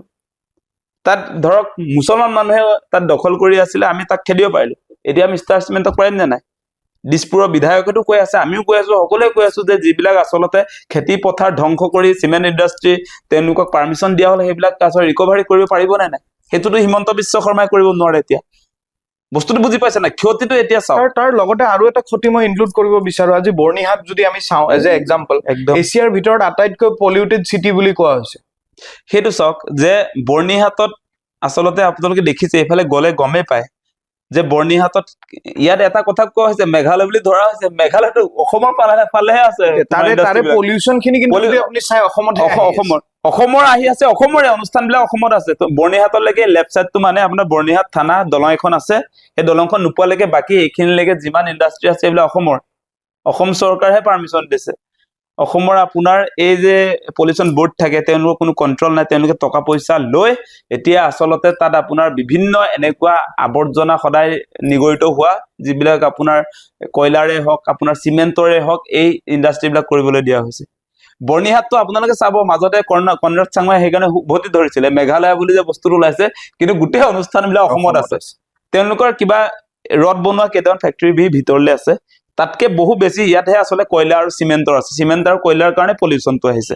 গতিকে এইখিনিত আপোনালোকে চাব যে সাংঘাতিক ধৰণে একদম যোৰাবাটৰ পৰা একেবাৰে বৰ্ণিহাটলৈকে 7 কিলোমিটাৰ ডিষ্টেঞ্চত প্ৰায় আপোনাৰ 50তকৈ বেছি আপোনাৰ ফেক্টৰী আছে, আৱৰ্জনা আপোনাৰ ডিঙৰাই থকা। মোৰ নিজৰ ঘৰতে আপোনাৰ 200 মিটাৰ ডিষ্টেঞ্চত আছে। ঘৰৰ ভিতৰলৈকে গোটেই আপোনাৰ চিমেণ্টে পুতি পেলাইগে। ডেইলি আপুনি কাপোৰ ধুব লাগিব, তেনেকুৱা এটা অৱস্থা। ল'ৰা ছোৱালী পঢ়িব নোৱাৰে। আমি কেইবাবাৰো তাত ৰাজহুৱা সভাও পাতিছো। আমি দেখিছিলো এটা এক্সাম্পল। ৰাতিপুৱা উঠি তাৰে মানুহে মোক ক'লে, ৰাতিপুৱা উঠি বিল্ডিং ঘৰতেই, ৰাতিপুৱা উঠি আমি যেতিয়া বাৰাণ্ডাত ওলাওঁ গোটেই কলা পাউডাৰৰ নিচিনা দেখা পাওঁ। তো মই একচুৱেলি কি হ'ল, তাতে তেওঁলোকৰ ঘৰত যাওঁতে মই সুধিছিলো যে এয়া কি কলা কলা গুড়া গুড়া। তেওঁলোকে ক'লে যে ইণ্ডাষ্ট্ৰি যে আছে তাতে কিবা কিবি জ্বলাই, সেই ধোঁৱাখিনি তাৰ মানে পাউডাৰ বনি পিনে গোটেই বিয়পে। একদম আমাৰ ঘৰত সেইটো অৱস্থা হয়। আমাৰ ঘৰতে নহয়, মানে চবৰে ঘৰত, সেই অঞ্চলটো আমাৰ যোৰাবাট বা বৰ্ণিহাট আপুনি যে ক'লে মানে এছিয়াৰ আটাইতকৈ পলিউশ্যন হোৱা ঠাই বুলি চিহ্নিত যে হ'ল, আমি কেনেকে জীয়াই আছো তাত? আপুনি যিটো দেখি আহিলে আমাৰ ঘৰতো হয় সেইটো অৱস্থা। এনেকুৱা এটা পৰিস্থিতিত জীয়াই থাকিবলগীয়া হৈছে। ল'ৰা ছোৱালীয়ে পঢ়িব নোৱাৰে। আপোনাৰ এই যিবিলাক ইণ্ডাষ্ট্ৰি আছে ওচৰত, এই যন্ত্ৰবিলাকৰ শব্দৰ পৰা দিন ৰাত চলি থাকে। সেইবিলাক এতিয়া আমি বন্ধ কৰিবৰ কাৰণে আমি কেইবাবাৰো আচলতে যোৰাবাট আমাৰ যি কমিটি আছে, আমি আচলতে আপোনাৰ সকলোৰে চহী পাতি দি আমি ৰাজহুৱা সভা পাতি এপ্লিকেশ্যনো কৰিলো। তাৰ পাছতে কিন্তু বন্ধ নকৰে। পলিউশ্যনটো কৰি থাকক, মানুহ এনেকে তিলকে জীয়াই থাকিবলৈহে তেওঁলোকে এৰি দিছে। সেই বস্তু কৰি আছে। গতিকে এইটো অত্যন্ত দুৰ্ভাগ্যজনক কাম কিছুমান হৈ আছে। এতিয়া মূল প্ৰশ্নটো হৈছে আচলতে মিয়াই লোকচান বেছি কৰি আছে নে আপোনাৰ এই বহিৰাগত যিবিলাক অনুষ্ঠান প্ৰতিষ্ঠান ইয়াত গঢ় লৈ উঠিছে, কৰ্পৰেট হাউচবিলাক যে উঠিছে আজি অশোক সিংহাৰ, আজি আদানী আম্বানী ৰামদেৱে বেছি ক্ষতি কৰিছে। সেই কথাবিলাক যে আহিছে আজি, আপুনি চাবচোন ইয়াৰ গুৱাহাটীৰ পৰা উজনি অসমলৈ গৈ থাকিব, হাইৱেৰ দুয়োপাৰৰ মাটিবিলাক কাৰ হাতত আছে? মিয়াৰ হাতত আছে নে আপোনাৰ বহিৰাগত আপোনাৰ কৰ্পৰেট হাউচবিলাকৰ আছে? মাৰোৱাৰী, বিহাৰী, পাঞ্জাবীৰ হাতত আছে। বেপাৰীবিলাকৰ হাতত আছে। সেই কথাবিলাক চাই ল'ব আপোনালোকে। গতিকে ক্ষতি কাৰ পৰা বেছিকে হৈছে সেই কথাটো চাব। এতিয়া আপোনাৰ মই এটা কথা কওঁ, এতিয়া 6 জনগোষ্ঠীৰ কথাই কওঁ আৰু এতিয়া উপায় নাই, বেয়া নাপাবা, আমাৰ সকলোৰে কথা দেই ৰাইজ। এই যে আমাৰ উজনি অসমটো আমি বচাব লাগে বুলি কোৱা হৈছে, উজনি অসমততো মই দেখা নাই, তিনিচুকীয়া যিটো আমাৰ তিনিচুকীয়ালৈ যদি যায় তাততো আমাৰ মিয়াৰ দপদপনি মই দেখা নাই। তাত বহিৰাগত বিহাৰী দপদপনি দেখিছো, আৰু বহিৰাগত আপোনাৰ বিহাৰী বা হিন্দী ভাষীয়ে কেতিয়াবা কেতিয়াবা অসমীয়া খিলঞ্জীয়া মানুহক মাৰপিট কৰা দেখিছো আমি। এতিয়া সেইবিলাক আমাৰ আগ্ৰাসন হয় নে নহয় সেই কথাটো আমি চাব লাগিব। আমি মেইন জেগাত ঢুকি পাইছো নে নাই, আমি বেলেগ বস্তু এটা হিমন্ত বিশ্ব শৰ্মাই যিফালে দেখুৱাইছে সেইটো দেখিছো। আমি মেইন জেগাত আমি দেখিছো নে নাই সঁচা সঁচিকে? তিনিচুকীয়া চহৰখন কাৰ আণ্ডাৰত আছে, এতিয়া কাৰ দখলত আছে? কেৱল তিনিচুকীয়া নহয়, অসমৰ উজনি অসমৰ টাউন বিলাক কাৰ আণ্ডাৰত আছে? মিয়াৰ আণ্ডাৰত আছে নে, মিয়াৰ দখলত আছে নে, মিয়াৰ আগ্ৰাসনত আছে নে, নে বহিৰাগত বিহাৰী মাৰোৱাৰী পাঞ্জাবীৰ হাতত আছে? সেই কথাবিলাকো আমি চাব লাগে। এতিয়া সমষ্টিবিলাক যে আপোনাৰ নিজৰ হাতত ৰাখিব লাগে বুলি আমি 6 জনগোষ্ঠীৰ যিটো মুভমেণ্টত যে কৈ আছো, আমাক ৰাজনৈতিক অধিকাৰ লাগে, আমাৰ সমষ্টিবিলাক আমাৰ হাতত থাকিব লাগে, কোন মিয়া তাত MLA আছে? সেই প্ৰশ্নওতো আছে। তেনেকুৱা নহয় কথা বতৰাবিলাক। আমাৰ মাটি সম্পত্তি বিলাক আচলতে এই হিন্দী ভাষী একাংশই দখল কৰিলে সেইটো আমি ৰিকভাৰী কৰিব নোৱাৰো। চৰকাৰ কৈ থাকিলে চৰকাৰ তেওঁলোকৰ পক্ষতহে অৱস্থান কৰে। সেইবিলাক আমি চাব লাগে। এতিয়া অসমত যিমান সংগঠন আছে আমি সকলোবিলাক সেইবিলাকহে চাব লাগে। কেৱল আপোনাৰ সেইটো 10 কিলোমিটাৰ খেদি দিলে, কাজিৰঙা আপোনাৰ ৰাষ্ট্ৰীয় উদ্যানত বেদখল কৰিছে মুছলমানে বুলি তাত উচ্ছেদ কৰি এই পাৰলৈ লৈ আহিলে, 10 কিলোমিটাৰো নহয়, তাত 3-4 কিলোমিটাৰ ডিষ্টেঞ্চলে ইপাৰৰ পৰা সিপাৰ কৰি দিলে, বাংলাদেশী খেদা আপোনাৰ আমাৰ অসমৰ আগ্ৰাসন বন্ধ কৰা বুজাব নেকি? সেই কথাটো কওক আপোনালোকে। গতিকে সেই মূল কথাবিলাক আমি দেখিব লাগিব, আমি আচল জেগাত ধৰিব লাগিব। এতিয়া আপুনি মিয়া মিয়া কৰি গালি পাৰি থাকিলেওতো সমস্যা সমাধান নহয়। সেই কথাবিলাক কৈছো, মানে সমাধান এটা ওলাব লাগে। তেওঁলোকে যদি প্ৰকৃততে বাংলাদেশী, তেওঁলোকক পঠোৱা ব্যৱস্থা কৰক। সেই কথাটো মানে বাংলাদেশী আমি কোনো কাৰণতে আচলতে অসমে ৰাখিব নোৱাৰো, সেইটো আমাৰ সকলোৰে কথা। অসমৰ কোনো মানুহে এজনো বিদেশী অসমত আচলতে সংস্থাপন হোৱাটো নিবিচাৰে, কিন্তু বিজেপিয়ে আনিছে। বিজেপিয়ে এতিয়া কা বলবৎ কৰি আপোনাৰ বাংলাদেশ, পাকিস্তানৰ, আফগানিস্তানৰ পৰা তেওঁলোকে যিবিলাক আচলতে 1971 চনৰ পৰা এতিয়া 2024 চনৰ 31 ডিচেম্বৰলৈকে যিমান মানুহ আহিছে, 6টা ধৰ্মৰ মানুহ, তেওঁলোকক ইয়াত সংস্থাপন দিছে, ইয়াত নাগৰিকত্ব দিছে, ইয়াত মুখ্যমন্ত্ৰী পাতিব কাইলে। সেইটো কাম কোনে কৰিছে? বিজেপিয়ে কৰিছে। কথা আপোনাক ক'ব লৈছো, যেনেকুৱা কথা আপুনি ST 6 জনজাতি আপোনাৰ ST-কৰণৰ কথাত আপুনি ক'লে যে যিখিনি ইয়াতে এক্সিষ্টিং ST তেওঁলোকৰ অসুবিধা হৈ যায় বা হৈ যাব, যি দেখা পোৱা গৈছে প্ৰতিবেদনত। হয় হয়। তো ইতিমধ্যে যদি বাংলাদেশৰ পৰা বা পাকিস্তানৰ পৰা বা আফগানিস্তানৰ পৰা মানুহ আনি ইয়াতে এনেকে এষ্টাব্লিছ কৰা যায়, তেওঁলোক ইয়াৰ চিটিজেন বনে, আমাৰ ইয়াৰে এক্সিষ্টিং মানুহ যিসকল আজি চাকৰি পোৱা নাই, 10জন ল'ৰা আপুনি যদি মেট্ৰিক হায়াৰ ছেকেণ্ডাৰী পাছ কৰে, ডিগ্ৰী ভালকে শিক্ষিত ল'ৰা এজন যদি আপুনি চাই, চাকৰি এটা নাপায়, তেওঁলোকৰোতো ইয়াতে কম্পিটিশ্যন এটা হৈ যাব। ডেফিনেটলি সাংঘাতিক ধৰণৰ এটা বুজা আহিব। আৰু এতিয়াও দেখিছে যে আমাৰ সাধাৰণ চাকৰি এটা ওলালে, আপোনাৰ 5000 থাৰ্ড গ্ৰেডৰ যদি চাকৰি ওলায়, তাত আপোনাৰ প্ৰায় 30-40 লাখ আপোনাৰ তাত এপ্লিকেণ্ট ওলায়, আবেদনকাৰী। ইঞ্জিনিয়াৰিং পাছ, MA পাছ, BA পাছ, ডক্টৰেট কৰি থকা মানুহ ওলায় থাৰ্ড গ্ৰেড চাকৰি কৰা আবেদন কৰা। সেইবিলাক আমি দেখি আছো। নতুন বুজা ল'ব পৰা অৱস্থাত নাই অসম, আৰু লোৱা উচিতো নহয়। অসম এনেও আপোনাৰ খিলঞ্জীয়া মানুহৰ হাতত নাই এতিয়া। সেই কথা বতৰাবিলাক আপোনালোকে দেখি আছে সন্মুখত। গতিকে আমি এই চৰকাৰটোৰ পলিচিটো আমি ভালকে অনুধাৱন কৰিব পাৰিব লাগিব। তেওঁলোকৰ মূল কথাটো হৈছে শাসনত থাকিবৰ কাৰণে তেওঁলোকে যি ধৰণৰ আচলতে এজেণ্ডা ফিক্স কৰিব পাৰি সেইটোৱে কৰি থাকে। এতিয়া আপোনালোকে দেখিছে, এতিয়াতো কাৰ বিষয়টোক লৈ আমাৰ মানুহে একো মূৰ নুঘুমায়, কিন্তু আমি সকলোৱে কৈ আছো যে অসম অবৈধ বিদেশী ডাষ্টবিন নহয়। তাৰ পাছতো কিন্তু কা জাপি দিয়া হ'ল, তাৰ পাছতো আমি বিজেপিকে ভোট দিলো। এতিয়াতো কৈ দিলে নহয়, আপোনাৰ এই 2014 চনৰ 31 ডিচেম্বৰৰ পৰা এতিয়া 2024 চনৰ 31 ডিচেম্বৰ হৈছে, কাইলে আপোনাৰ 2031 চনৰ 31 ডিচেম্বৰ হ'ব। পৰহিলে আপোনাৰ দেখিব যে 41 চনৰ 31 ডিচেম্বৰ এতিয়া এক্সটেণ্ড হৈ গৈ থাকিব। সেইবিলাক কাৰ ফলস্বৰূপে আছে? কাৰ ফলস্বৰূপে? নাগৰিকত্ব সংশোধনী আইনৰ ফলস্বৰূপে এইবিলাক আহি আছে। নটিফিকেশ্যন আহি থাকিব, তেনেকে চিৰিজ অফ নটিফিকেশ্যন। তাৰ পাছত অসমৰ অৱস্থাটো আপোনালোকে চাব, ত্ৰিপুৰা হ'ব। ত্ৰিপুৰা আপোনালোকক কৈ দিছো, তাত আপোনাৰ এই বাংলাদেশৰ পৰা অহা মানুহে, নতুনকে অহা মানুহে ইয়াত অসমৰ মুখ্যমন্ত্ৰী হ'ব, তেওঁলোকে অসমৰ ভৱিষ্যত নিয়ন্ত্ৰণ কৰিব। সেই কথা বতৰাবিলাক আপোনালোকে মনোনিৱেশ কৰক। চাওক, এই হিতাধিকাৰী পলিটিক্সটোত ভৰি দি চৰকাৰে কিবা ভুল সিদ্ধান্ত ললেও মাত বোল নকৰিব, এনেকেইতো আমি চৰকাৰখনক আগবঢ়াই দিয়া নিচিনা হৈছে। গতিকে অসম বিপদত আছে এতিয়া। ত্ৰিপুৰাৰ ক্ষেত্ৰত যদি আপুনি চাব যায়, ত্ৰিপুৰাৰ কেবিনেট মিনিষ্টাৰ পদ এটা ল'ব কাৰণেও তাৰে লোকেল মানুহে তৰ্পিব লগা হৈছে। তাত কৈছোৱে এতিয়া ত্ৰিপুৰা আৰু অসমহে আৰু এতিয়া বিদেশী চৰণীয়া পথাৰ বহিৰাগতৰ। তাত আপোনাৰ বাংলাদেশী মূলৰ মানুহ আহি মুখ্যমন্ত্ৰী হৈ যোৱা নাই জানো আমাৰ এইটো বিপ্লৱ দেৱ, সেইটো মুখ্যমন্ত্ৰী হৈ গ'লগে। ত্ৰিপুৰাত সেই অৱস্থা হ'ল, আমাৰ ইয়াত সেইটো একদম আহি আছে। এইটো হেৰি দেখা নাই জানো আপুনি, বাংলাদেশৰ ঢাকাত জন্ম হৈছো বুলি কৈছিল নহয়, কি নাম তেখেতৰ, এইটো আমাৰ হোজাইৰ বিধায়ক কি নাম আছিলে, এই যে কি নাম, শিলাদিত্যদেৱ তেওঁ নিজে আপোনাৰ বাংলাদেশত জন্ম, তেওঁ নিজে কৈছেও সেই কথা। গতিকে সেইবিলাক আমাৰ অসমত চব হৈ যায়। হাৰিয়ানাৰ পৰা আহি এতিয়া অসমৰ ভৱিষ্যত নিয়ন্ত্ৰণ কৰিব পৰা মানুহ আজি অশোক সিংঘাল হৈ গ'ল।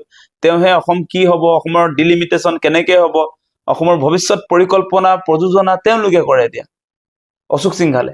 গতিকে সেইটো আমি চকুমুদি চাই আছো, সেইবিলাক চলি আছে। গতিকে অসমক বচাবৰ কাৰণে আমি সকলোৱে অসমৰ ভৱিষ্যতৰ স্বাৰ্থত সঁচা সঁচিকে আচলতে চিন্তা কৰাৰ প্ৰয়োজন হ'ল। এতিয়া গৰম গৰম ডাইলগ টিভিত মাৰি থাকিলে আমি অসম নিৰাপদ নহওঁ। বহুতে মিয়াটোকে দেখুৱাই দেখুৱাই কৈ থাকে, বাকী অসমটোক সঁচা সঁচিকে কোনে লুটিছে, অসমক কোনে বৰবাদ কৰিছে, অসমৰ ভৱিষ্যত কোনফালে গতি কৰিছে, সেই পৰ্যায়লৈকে আমি যাব পৰা নাই। মিয়াও আছে, মিয়াও বিদেশী থাকিব ডেফিনেটলি, মিয়াও থাকিব, বেলেগ আপোনাৰ হিন্দু যে নাথাকিব তেনেকুৱা কথা, হিন্দুটো বেছিয়ে আহি গ'ল। NRCত সেই প্ৰমাণো হৈছিলে যে 19 লাখৰ ভিতৰত প্ৰায় 16 লাখ আপোনাৰ হিন্দু বাংলাদেশী আহিছিল, ওলাইছিলে NRCৰ হেৰিৰ পৰা, চূড়ান্ত খচৰ পৰা বাদ পৰিছিলে। গতিকে মুছলমান বিলাকতকে ডেফিনেটলি হিন্দু জনসংখ্যা বেছি NRCৰ মতে। গতিকে সেই কথা বতৰাবিলাক আমি এতিয়া হিন্দু আছে কাৰণে একচেপ্ট কৰিম নেকি? আমাৰ মূল কথা কি আছিলে না, যে 1971ৰ মানে আপোনাৰ 25 মাৰ্চৰ পাছত অহা এজনো মানুহক আমি নলওঁ, তেওঁ ভগৱান হওক, আল্লাহ হওক, তেওঁ যীশু হওক, যোনে নহওক, যি ৰূপ ধাৰণ কৰি অসমত প্ৰৱেশ নকৰক কিয়, যদি তেওঁ আহিছে তেওঁ বিদেশী যাব লাগিব, সেই কথাই আমি কৈ আছিলো। গতিকে সেই কথাটো আমাৰ অসমীয়া জাতিৰ কথা আছিলে, আৰু সেইটো আমি পাহৰি থকাটো উচিত নহয়। আমি অসমীয়াই নিজক নিচিনিলে ভূপেন দাই কোৱাৰ নিচিনাকে অসম ৰসাতলে যে যাব, সেই কথাটোৱে আহি আছে সন্মুখত, সেইটোকে দেখি আছো মই। সেইখিনিয়ে হয়। বেলেগ এটা টপিকত আহিছো।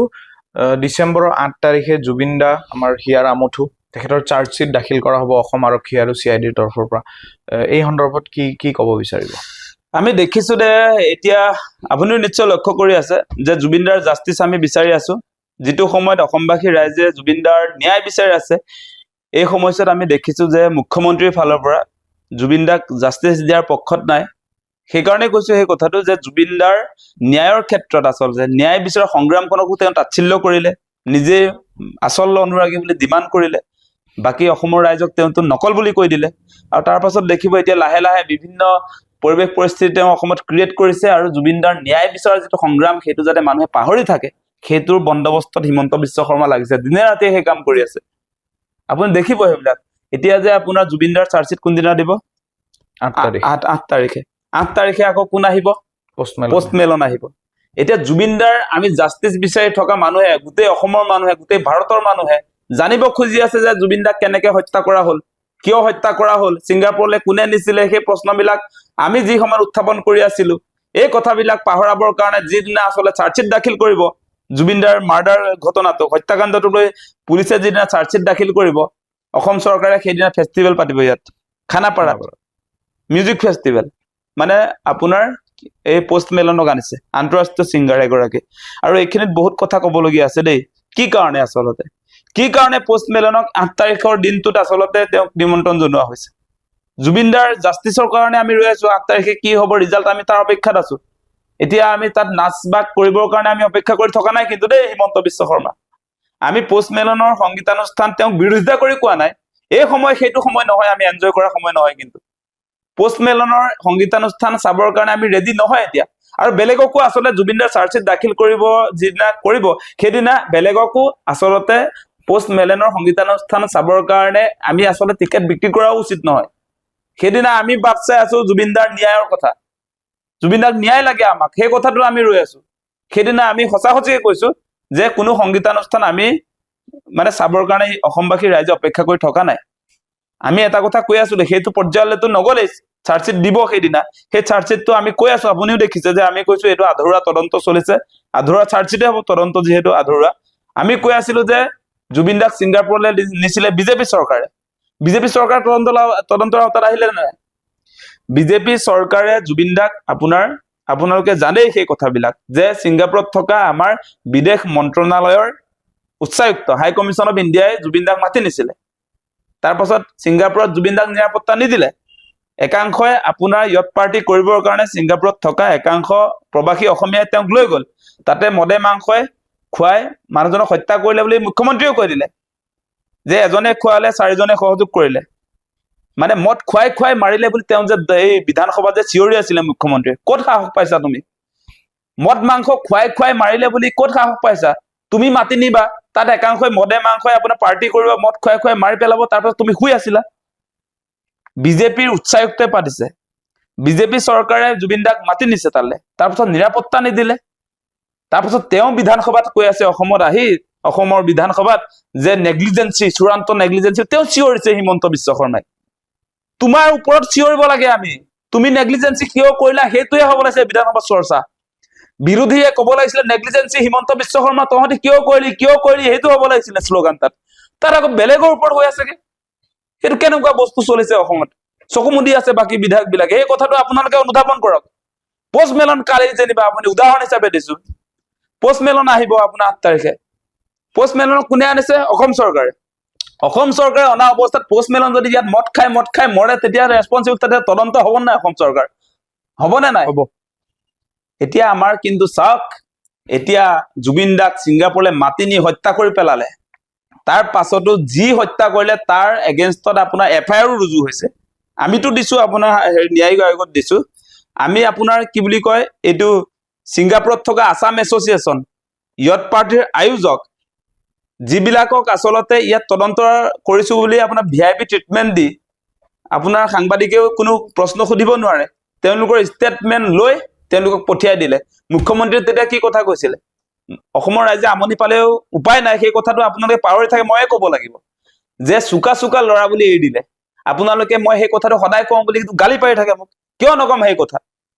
অপৰাধীক চুকা হলে এৰি দিব পাৰে সেই কথাটোত আপোনালোকে কিয় নকৰে চবেই ক'ব লাগিছিলে কথাটো আমি কোৱাৰ কাৰণে বেয়া পাই সদায় কয় বুলি কয় সদায় কম 100 বাৰ কম যিমান যেতিয়ালৈকে জুবিনদাই ন্যায় নাপায় তেতিয়ালৈকে কম যে আপোনাৰ মদ খুৱাই মাৰিলে সেই মৰা মানুহবিলাকক আপোনাৰ চুকা ল'ৰা বুলি এৰি দিয়ে তাৰ পাছত তদন্তৰ আওতালৈ নানে গ্ৰেপ্তাৰ নকৰে গোটেই চাৰ্জশ্বিটত কি চাৰ্জশ্বিট আহিব কাইলৈ পৰহিলে আৰু ইমান দিন লাগিছে বস্তুটো আৰু আপোনাৰ আৰু এটা কথা কৈ ইমান দিন লাগিছে সেই কথাটো কমেই তাৰ পাছত মূল যে উদ্যোক্তা আপোনাৰ শ্যামকানু মহন্ত তাৰ লগত শ্যামকানু মহন্তই গভৰ্ণমেণ্টৰ অনুষ্ঠানটোৰহে হেৰি কৰিছিলে ৰিপ্ৰেজেণ্ট কৰিছিলে আপোনাৰ হাই কমিশ্যন অফ ইণ্ডিয়াৰ লগত অসম চৰকাৰৰ সঘনাই দেখোন গোটেই কথা বতৰাটোক লৈ চিঠি পত্ৰ চলি আছিলে চিঠি পত্ৰত কোৱা হৈছিলে যে হাই কমিশ্যন অফ ইণ্ডিয়াই যে অসমৰ পৰা ভাৰতৰ পৰা কোনবিলাকে কোনে আচলতে ফাইনেন্সিয়েলি হেল্প কৰিব হিমন্ত বিশ্ব শৰ্মা চৰকাৰে কি কৰিব হিমন্ত বিশ্ব শৰ্মাৰ লগত সঘন যোগাযোগ হৈ আছিলে এপ্ৰিল মাহৰ পৰা আৰু হিমন্ত বিশ্ব শৰ্মাই গোটেই অনুষ্ঠানটোৰ সম্পৰ্কে বিভিন্ন ডিপাৰ্টমেণ্টৰ লগত কথা বতৰা পাতিছে সেই কথাটো আপোনাৰ ৰাজহুৱা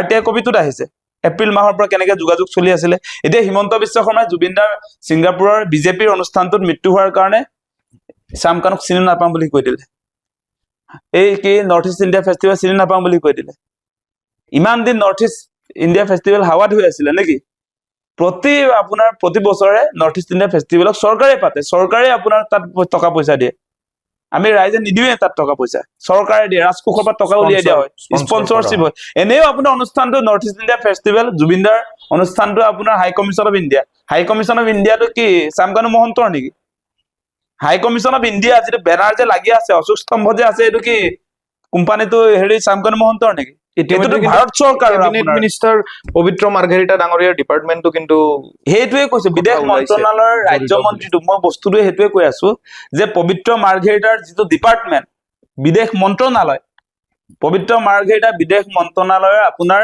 তেওঁ মন্ত্ৰী আমাৰ ভাৰত চৰকাৰৰ বিদেশ ৰাজ্যমন্ত্ৰীৰ আপোনাৰ তেওঁৰ ৰেছপন্সিবিলিটিৰ অনুষ্ঠানটো হৈছিলে বিদেশ মন্ত্ৰণালয়টোৰ আপোনাৰ হাই কমিশ্যনে পাতিছিলে অনুষ্ঠানটো আছিলে বিজেপি চৰকাৰৰ গতিকে সেই অনুষ্ঠানটোৰ পৰা বিজেপিয়ে পলাব নোৱাৰে এতিয়া কাৰণ লিখা আছে গোটেইবিলাক আমি বেনাৰ পোষ্টাৰ দেখিছো সংবাদ মেল দেখিছো হাই কমিশ্যনৰ চিঠি দেখিছো অসম চৰকাৰলৈ সেই হাই কমিশ্যনটো বেলেগ বস্তু নহয় বিজেপি চৰকাৰৰ হাই কমিশ্যন ছিংগাপুৰত থাকে তেওঁলোকে উচ্চায়ুক্ত বুলি কয় সেই উচ্চায়ুক্তটোৰে মালিক অসমত যেনেকে বাংলাদেশ হাই কমিশ্যন এইটো বাংলাদেশৰ ৰিপ্ৰেজেণ্ট নহয় জানো বাংলাদেশৰ প্ৰতিনিধিত্ব কৰা এটা হাই কমিশ্যন থাকে মানে আমাৰ দেশবিলাকৰ তেনেকে হাই কমিশ্যনবিলাক থাকে বিদেশত এইটো চৰকাৰৰ হাই কমিশ্যন থাকে ইয়াৰ অপজিশ্যনৰ হাই কমিশ্যন নাথাকে চৰকাৰী হাই কমিশ্যনৰ বিজেপি চৰকাৰ চলি আছে বিজেপি চৰকাৰৰ অনুষ্ঠান গতিকে বিজেপি চৰকাৰৰ যিটো হাই কমিশ্যনে পাতিছিলে হাই কমিশ্যন তদন্তৰ আওতালৈ নাহিলে গতিকে সেইটো কেনেকৈ চাৰ্জশ্বিট দাখিল কৰিব সেই চাৰ্জশ্বিটটোত সেইকাৰণে কৈছো আমি বিচৰা ধৰণে অসমবাসী ৰাইজে আপোনাৰ বিচৰা এইটো হেৰিটো নহয়গে তাত ফলাফলটো নাহে আমি ন্যায় নাপাওঁ জুবিনদাৰ এতিয়া চাব অলপ দিনৰ পাছত শ্যামকানু মহন্তটো আপোনাৰ সেই ইয়ত পাৰ্টি নাছিলে বুলি ওলাই আহিব জেলৰ পৰা এতিয়া তেওঁলোকে নিৰ্বাচন কাৰণে এতিয়া মানে এনেকেও আমি শুনি আছো যে চাৰ্জশ্বিট দাখিল কৰাৰ পাছত আধা ঘণ্টাত বোলে ভাল উকিলে কৈছে আধা ঘণ্টাত আচলতে শ্যামকানুক বাহিৰলৈ উলিয়াই আনিব ইমান কমজোৰ হৈছে নেকি চাৰ্জশ্বিটটো কমজোৰ মানে কি আছে তাত আপোনাৰ হাই কমিশ্যনে পাতিছে অনুষ্ঠান ইয়ত পাৰ্টি আয়োজন কৰিছে আপোনাৰ এই আছাম এছ'চিয়েশ্যনে সেই মানুহবিলাক আছে ক'ত গ্ৰেপ্তাৰ হ'ল নেকি কোন গ্ৰেপ্তাৰ হ'ল জুবিনদাৰ লগত বাদ্যযন্ত্ৰ সংগত কৰা মানুহবিলাকে গ্ৰেপ্তাৰ হলে আপোনাৰ হেৰি হ'ব নেকি ন্যায় পাব নেকি এতিয়া এইটো যে ড্ৰাম ছেট বজাই কি নাম তেখেতৰ এইটো কি আছিলে বা অমৃত প্ৰভা মহন্তই সহশিল্পী বা আপোনাৰ এইটো যে কি শেখৰ জ্যোতি অমৃত প্ৰভা তেওঁলোকেহে আছিল নেকি তাত ইয়ত পাৰ্টিতটো 15জন মানুহ আছিলে আৰু অমৃত প্ৰভাই মাংস আনিছিলে মদ আনিছিলে নেকি বা শেখৰ জ্যোতি আনিছিলে নেকি তাত আয়োজক আছে তন্ময় ফুকন নিজে তাতে জুবিনদাৰ টিমক মাতা হৈছিল সেই হিচাপে জুবিনৰ লগত গৈছে তন্ময় ফুকনে এৰেঞ্জ কৰিছিলে আপোনাৰ মদ পাৰ্টিৰ তাত অভিজিত তালুকদাৰ আছাম এছ'চিয়েশ্যনৰ সভাপতি সম্পাদক সেইবিলাক গ্ৰেপ্তাৰে হোৱা নাই দেখোন এতিয়ালৈকে সেই কথাটোৱে কৈ আছো মই যে এতিয়া আপুনি কোনোবাই মই মাৰি পেলালো কাৰোবাক মোক শাস্তি নিদি তোমাক শাস্তি দিলে ন্যায় পোৱা বুজাব নেকি সেই কথাটো আপোনালোকে ভাবি চাওক অসমৰ ৰাইজে ভাবি চাওক গতিকে এই যিটো SITৰ তদন্ত প্ৰক্ৰিয়া সেইটোক আমি কৈ আছো আৰু আমি কৈছিলো যে আমি ন্যায়িক আয়োগত কৈছো যে আমি আচলতে সন্তুষ্ট নহয় তদন্ত কৰবাত চলিবলৈ কৰবাত চলি আছে সেই কথা আমি কৈছো যে তদন্ত যদি সঁচাকৈ হ'ব লাগে হিমন্ত বিশ্ব শৰ্মা যি ষ্টেটমেন্ট দি থাকে ডেইলি জুবিনদাৰ হত্যা ঘটনাটোক লৈ হত্যা কৰা হৈছিলে বুলি তেওঁ এই ঘটনাটোৰ লগত নিজে যে ইনভলভ হৈ আছে সেইকাৰণে কৈছো হিমন্ত বিশ্ব শৰ্মা তদন্তৰ আওতাত আনিব লাগে ন্যায়িক আয়োগক আমি শপতনামা দাখিল কৰি কৈছো হিমন্ত বিশ্ব শৰ্মা বিদেশ ৰাজ্য মন্ত্ৰী পবিত্ৰ মাৰ্ঘেৰিটা আছাম এছ'চিয়েশ্যনৰ যিসকল মানুহ তাত ছিংগাপুৰত আছিলে জুবিনদাৰ লগত সেই সকলোবিলাকক তদন্তৰ আওতালৈ আনিব লাগে বুলি কৈছো তেওঁলোকক গ্ৰেপ্তাৰ কৰিব লাগে উপযুক্ত শাস্তি দিব লাগে সেই কথা আমি কৈছো গতিকে জুবিনদাৰ ক্ষেত্ৰত ৰেছপন্সিবল বিজেপি চৰকাৰ সাংঘাতিক ধৰণে আছে এতিয়া মই যে উদাহৰণ এটা দিছিলো যে কাইলে যদি আমাৰ পোষ্টমেলন অহাৰ পাছত পোষ্টমেলনৰ ইয়াত হত্যাকাণ্ড হোৱাৰ পাছত অসম চৰকাৰে তাত আমিতো দেখি আছো ইয়াত আপোনাৰ পোষ্টাৰ বিলাক যে অসম চৰকাৰে পাতিছে অশোক স্তম্ভটো লাগি আছে কাইলে যদি পোষ্টমেলন দুৰ্ভাগ্যজনকভাৱে ইয়াত যদি আপোনাৰ তেনেকুৱা মাৰ্ডাৰ হৈ যায় তেতিয়া আপোনাৰ চেন্ট্ৰেল অনুষ্ঠানে ইণ্টাৰপলে আমাৰ এই অসম চৰকাৰক সোধপোছ কৰিব নে নাই ডেফিনেটলি কৰিব প্ৰথম সোধপোছ অসম চৰকাৰে কৰিব প্ৰথমটো সেই তেওঁলোকক তাৰ পাছতে বাকীবিলাক আহিব এতিয়া আমি প্ৰথমটো আচলটোকে দেখিবলৈ পোৱা নাই এতিয়ালৈকে আৰু এটা বস্তু চাব দেই নেগলিজেন্সিৰ কথাটো কৈছো এতিয়া পোষ্টমেলন খানাপাৰাত কি এতিয়া আছে আপোনালোকে চাব 8 তাৰিখ আহিয়ে পোৱা নাই খানাপাৰা আৰু আপোনাৰ পোষ্টমেলন য'ত থাকিব যলৈ যাব সেই জেগাবিলাক আপোনালোকে এবাৰ চাবগে টিভিৰ মানুহবিলাকে সাংবাদিকবিলাকে কেনেকুৱা নিৰাপত্তাৰ ব্যৱস্থা একদম হাই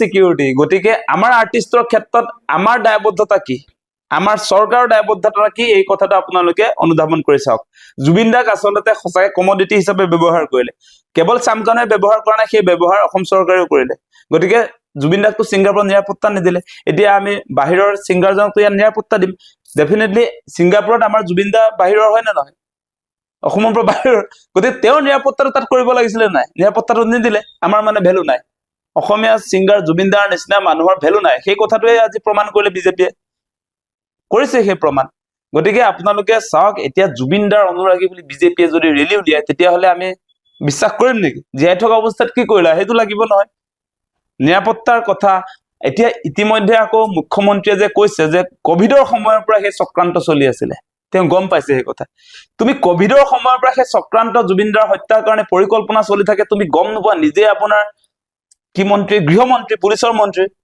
তোমাৰ ইন্টেলিজেন্স ক'ত আছে গৃহ বিভাগ ক'ত আছে আচলতে অসমৰ আটাইতকৈ গুৰুত্বপূৰ্ণ আৰ্টিষ্ট আমাৰ হিয়াৰ স্পন্দন হাৰ্টথ্ৰব জাতীয় সম্পদ জুবিনদাৰ হত্যাৰ পৰিকল্পনা চলি থাকোতে অসম চৰকাৰৰ গৃহমন্ত্ৰী গৰাকীয়ে মানে আপুনি যিটো সময়ত নিজকে আচলতে দক্ষ বুলি কয় শক্তিশালী আচলতে মন্ত্ৰী বুলি কয় সেই সময়ছোৱাত আপুনি অসম পুলিচকটো আপোনাৰ সাংঘাতিক ধৰণে তো বহুত ওপৰলৈ উঠাই লৈ গৈছে বুলি কৈছে গতিকে এই মুহূৰ্তত আপোনাৰ এই মানে দক্ষ পুলিচ বিষয়বিলাক ক'ত থাকে জুবিনদাৰ হত্যাৰ পৰিকল্পনা চলি থাকোতে আপোনাৰ ইন্টেলিজেন্স বিলাক ক'ত থাকে সেই প্ৰশ্নবিলাক আমি আনিছো গতিকে মুখ্যমন্ত্ৰীৰ কোনো কথা কোৱাৰ নৈতিক অধিকাৰ নাই জুবিনদাৰ ক্ষেত্ৰত গতিকে আমি দেখি আছো মুখ্যমন্ত্ৰীৰ আইডিঅলজিকেল ডিফাৰেন্সটোতো আছে।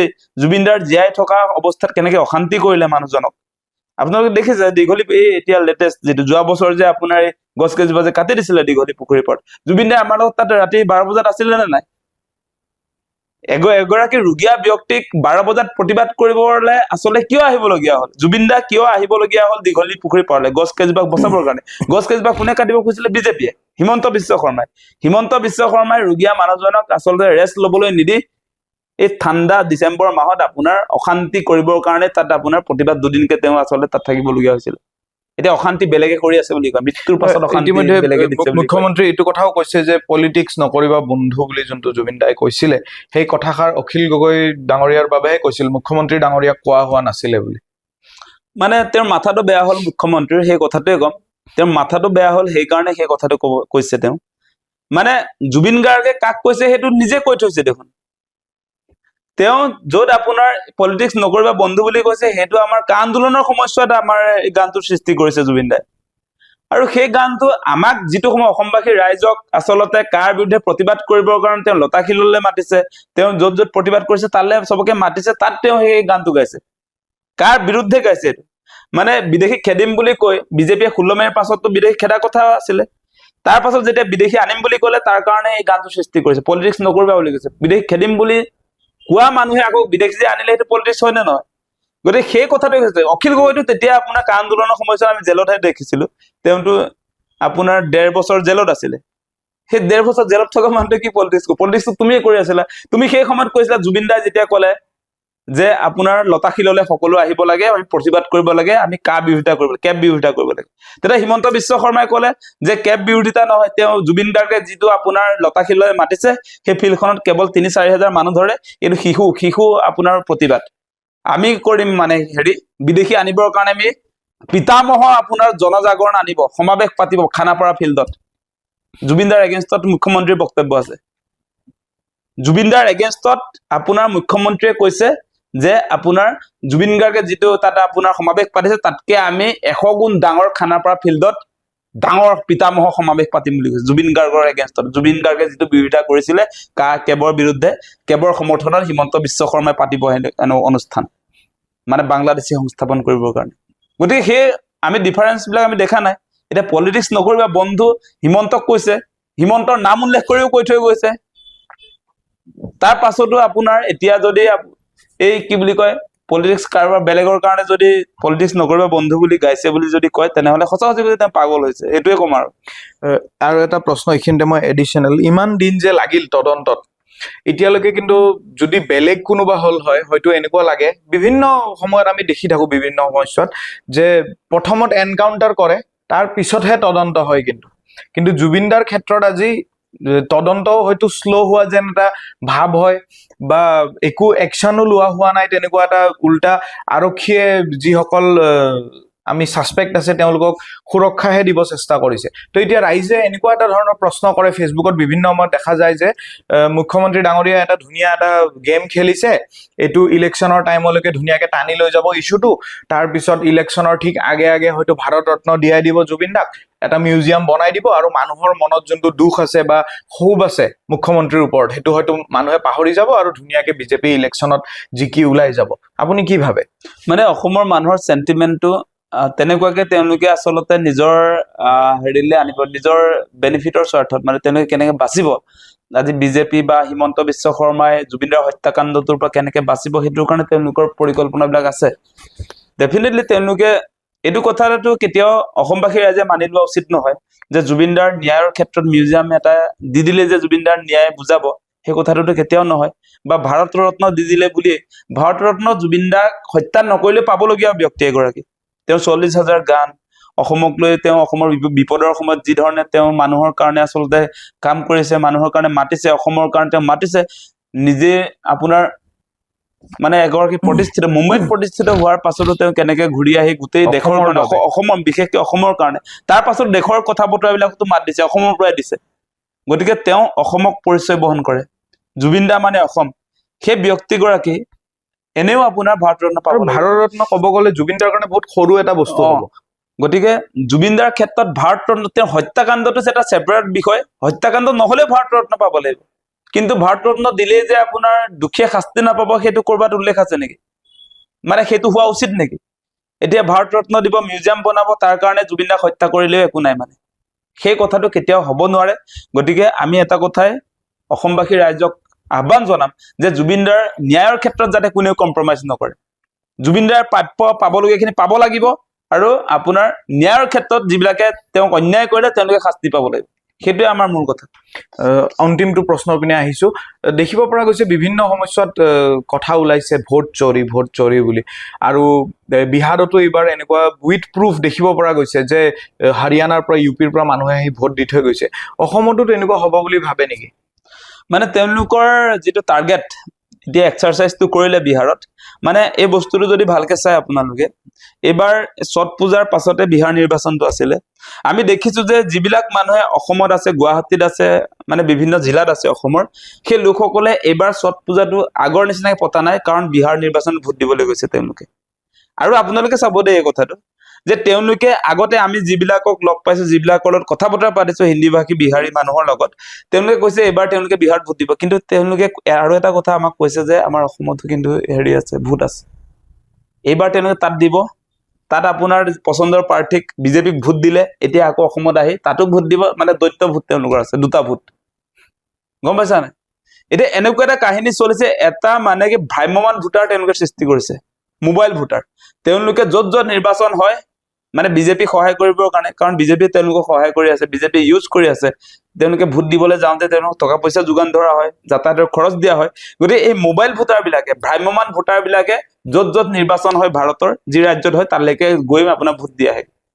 সেইটো 100-200 মানুহ নহয়, সেইটো হাজাৰ হাজাৰ মানুহ। এটা এটা সমষ্টিত আপোনাৰ তেওঁলোকৰ ভোটে আপোনাৰ মানে প্ৰাৰ্থী চিলেকশ্যনৰ পৰ্যায়লৈকে, মানে জিকাব পৰা পৰ্যায়লৈকে এটা মানে কি মানে নাম্বাৰ তেওঁলোকৰ আছে। এইবাৰ আমি দেখিলো যে বিহাৰতো, বিহাৰ নিৰ্বাচনতো সাংঘাতিক ধৰণে আচলতে অসমত ভোটদান কৰা এখিনি মানুহক তাত ভোট দিয়াই বহুত আপোনাৰ জিকাই লৈ আহিছে। অসমৰ ক্ষেত্ৰতো হ'ব। নিৰ্বাচনতো আপোনাৰ 2000, 3000, 100, 200 তেনেকে ডিফাৰেন্সত আপোনাৰ জয়ী হ'ব পাৰে।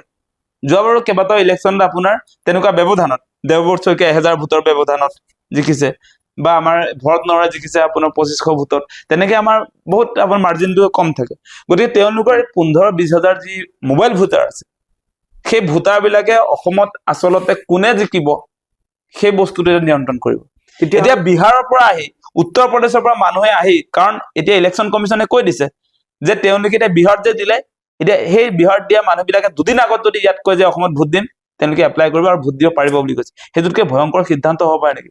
সেইটো অসম ধ্বংসৰ এটা অভিযান, আৰু গণতান্ত্ৰিক ব্যৱস্থাটোৰ প্ৰতি অত্যন্ত ডাঙৰ ভাবুকি আহিছে। সেইটো নিৰ্বাচন আয়োগে বিজেপিৰ স্বাৰ্থত সেই ঠিকাটো লৈছে। এতিয়া আমি সেইটো কেতিয়াও অসমত দিব নোৱাৰো। অসমত তেওঁলোকে প্ৰেক্টিচ কৰিছে, এতিয়া বিহাৰৰ পাছত অসমতো কৰিবৰ কাৰণে তেওঁলোকে আগবাঢ়িছে। কিন্তু অসমবাসী ৰাইজক আহ্বান জনাইছো, সকলোৱে সজাগ হওক। বিজেপিয়ে যি আচলতে নিজক মানে কি গাদীত ৰাখিবৰ কাৰণে উত্তৰ প্ৰদেশ, বিহাৰৰ পৰা মানুহ আনি অসমত তেওঁলোকে যি ধৰণে আচলতে তেওঁলোকৰ প্ৰাৰ্থী জয় কৰিবৰ কাৰণে আগবাঢ়িছে, সেই যিটো অসম ধ্বংসৰ অভিযান, আমি যাক ভাল পাওঁ অসমৰ মানুহে, অসমৰ যিসকল খিলঞ্জীয়া মানুহে, আমি অসমৰ যিবিলাক সঁচা সঁচি বাসিন্দা, আমি এতিয়া আমাৰ প্ৰতিনিধি নিৰ্বাচন কৰিব নোৱাৰিম। এতিয়া এখিনি মানুহ বাহিৰৰ পৰা আহি তেওঁলোকৰ পচন্দৰ প্ৰতিনিধি নিৰ্বাচন কৰিব, আৰু অসমৰ ভৱিষ্যত তেওঁলোকে নিয়ন্ত্ৰণ কৰিব। অসমৰ ভৱিষ্যতৰ কাৰণে তেওঁলোকে পৰিকল্পনা কৰিব। অশোক সিংঘালহঁতৰ নিচিনা মানুহ আৰু বহুত মানুহ তেনেকুৱা ওলাব। গতিকে এইটো বহুত ডাঙৰ এটা আচলতে অভিসন্ধি চলিছে।